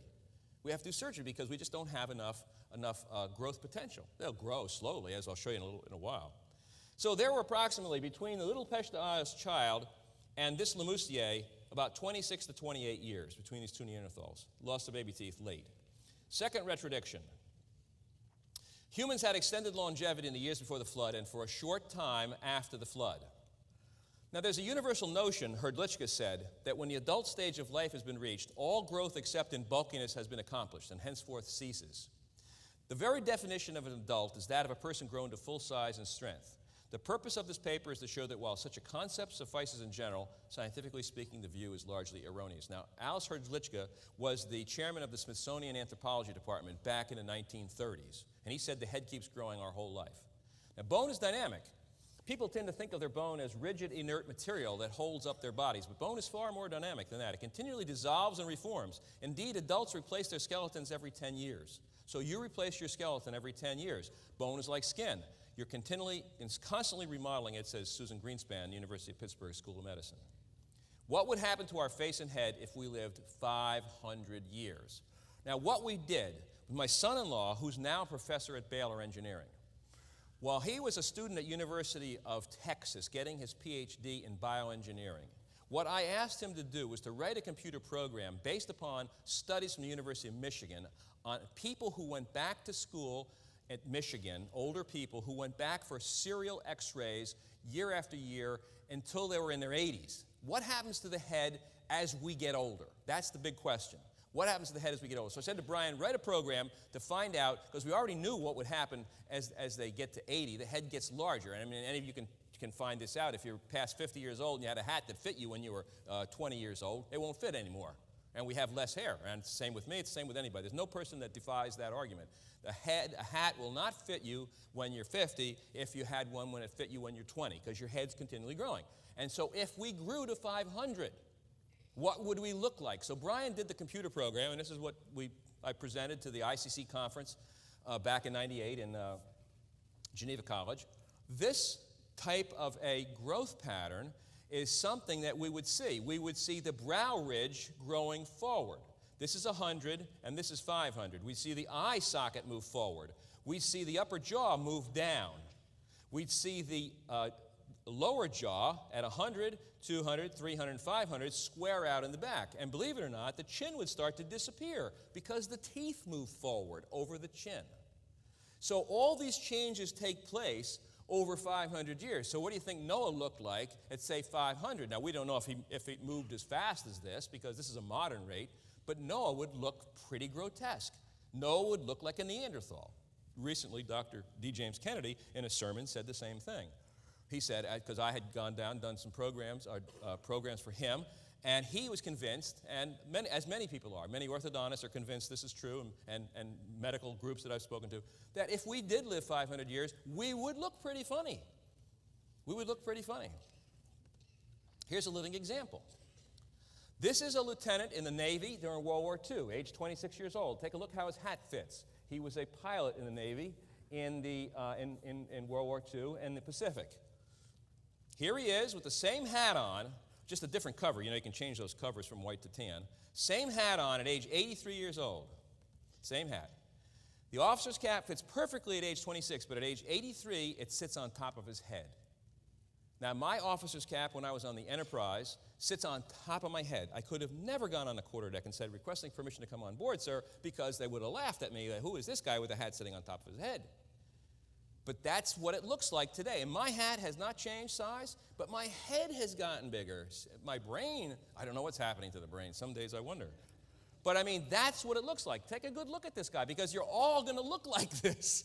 Look at your grandparents when they were married. Look at your grandparents when they're older. Did you ever go to a class reunion? You can't recognize anybody after 30 years.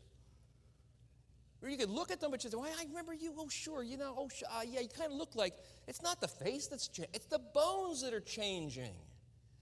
What you don't realize is that your bones and your face and your long bones, everything's changing. The nose gets longer, bad news, the nose gets longer, the ears gets longer. I mean, a lot of things happen, but the facial bones change, and eventually you get to look like a Neanderthal. Since this is true of our heads today, try to imagine what ancient man must have looked like after he lived for more than 250 years, and that's what he looked like. La Chapelle of Sens lived 250 to 300 years, and that's what he looked like, right there. If you can see that, you can see it better over on this side, but that's what he looked like. The big brow ridge sticking out on top, the fact that his head receded way back in the back, his chin had started to disappear, he lost a lot of teeth, he had the arthritis in the condyle, his cheeks came forward, his nose came forward, he had a nose probably like Pinocchio. I mean, really. Look at the slope in that nose. Look at this slope. That's really amazing. This nose would come straight out like this. I mean, so you imagine Noah at 950 with his nose sticking out like that? Now, we don't know how fast it grew, but we have an artificial idea of what these people look like. It's not true. If you're human beings and you grow old, and they were human beings and they did grow old, we don't know the rate, of course, they had to look pretty funny. Well, any of you think them living 500 years, remember that. This is 250 to 300 years of age. I know this comes as a shock to some of you, but this time the people started to accept this because it's real. Now, what are conclusions concerning Neanderthal growth and development? Well, we start out with Pech d'Oz up here. It's very small. Then we go to the three of them are superimposed there. We go to Le Moussier, 29 to 32, La Chapelle between 250 and 300. Now, what I had done is I've sent these x-rays to Rocky Mountain Orthodontic Diagnosis Corporation in California, because we do this a lot with our surgery patients. Our surgery patients who require an absolute accurate diagnosis is whether we do orthodontics, just straight braces, or surgery of moving the upper or lower jaw. We have to know pretty specifically what we're doing in there. And even though I trace the x-rays, I don't trust my own tracings. I will check with the Rocky Mountain Corporation when they have computers do this. And the computers did my Neanderthals, and they didn't charge me for them because they had never seen anything like it before. And so what they did was they did all Neanderthals, and they came out with the same results that I came out with. That these guys really, really grew very, very large and had very, very strange heads and had all the configurations of an old person. The expert in this country, Dr. Rolf Barentz, who's now at the University he was at the University of Tennessee, he's now at the University of Texas Dental School in Baylor, I'm not sure what city it is, but he's Baylor University, orthodontic chairman. I laid all these out for him on the table, these x-rays one day. And I said, Dr. Barentz, ape or age? Ape or age? And he said, age, Jack. And this is the expert in the country. He said, age, Jack. He said, you can tell anybody I said it. And I said, okay. So Neanderthal growth is slower and the development was slower. And they call them Neanderthals only because the first one was found in the Neander Valley in Germany in 1856, named after the hymn writer Joachim Neander. But this is what an old person would look like. from the ancient days. Third retrodiction, and this I'll have to do pretty quickly, is the entire history of mankind is a much shorter period of time than believed by evolutionists, and I came on this material kind of accidentally, not the first one, of course. This is Robert Boyle, the father of chemistry. This is what he said, and this is his book, a book I have, written in 1648. He said, "And Christ, to convince the world of their unableness to emerge and recover out of that deep abyss, whereupon the load of sin, which in Scripture is called a weight, had precipitated fallen man, came not into the world until well nigh 4,000 years of sickness had made the disease desperate and the cure almost hopeless." So Robert Boyle, the father of chemistry, who, by the way, couldn't get a job today in a chemistry department because of his position on creation, believed that Jesus Christ was born around 4,000 years after the creation of the earth. And since there were 1,648 years from the time Jesus was born to when Boyle wrote this, he would be qualified as a young earth creationist, Robert Boyle.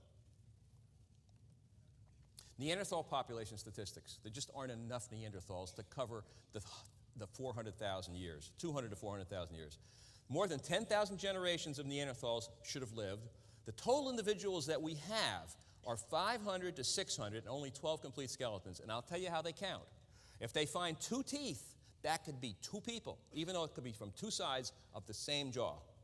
And that's not fair. They're not supposed to do that. But I've been through, and if you look in my book, I went through a number of fossils from different discoveries, and it was able to condense it down to only a few people when they had 21 or 30 people, 25 or 8, 9, 10 people. It had teeth in there. You couldn't tell if they were from one side of the arch or they probably from the same person on both sides of the arch. But you find 2 jaws, you know that's 2 people, or two heads, but not when you find teeth, and not when you find finger bones and things like that. There's only 12 complete skeletons. That is not a lot. Could be up to 700 by today. It's still not a lot. Isn't this strange for people that buried their dead? Now, they buried their dead. All Neanderthals did. Homo erectus did not bury their dead, by the way. Conclusion, this makes the time less than 200 to 400,000 years. This I came across in Germany in a museum. This is a spear, a wooden spear, perfectly preserved for 400,000 years. Wood. Neanderthal spears discovered in a mine in Schoningen, Germany in 1977. Wooden spears for 400,000 years. Please, I mean, the wood on my house is not that old. You know, it's 20 years old, and it needs a paint job. And the paint in the caves is supposed to be 20,000, 15, 20,000 years old. It's not even peeling in some of these French caves. I'd like to get paint like they had. So they had some technology.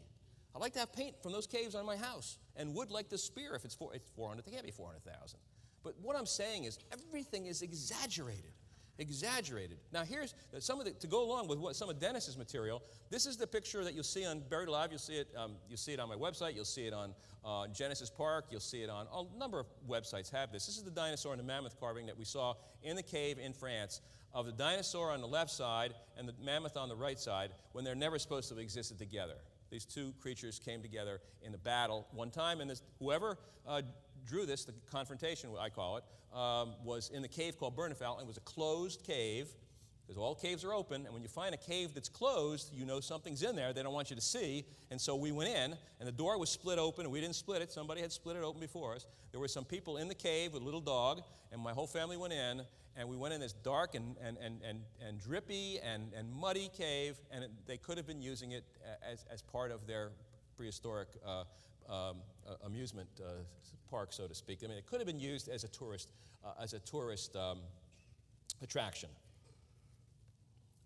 One other quick thing we'll talk about is red ochre burials, and I do want to say that red ochre is a powder that they've put on people, and our morticians still use rouge on people who are dead to make them look more alive.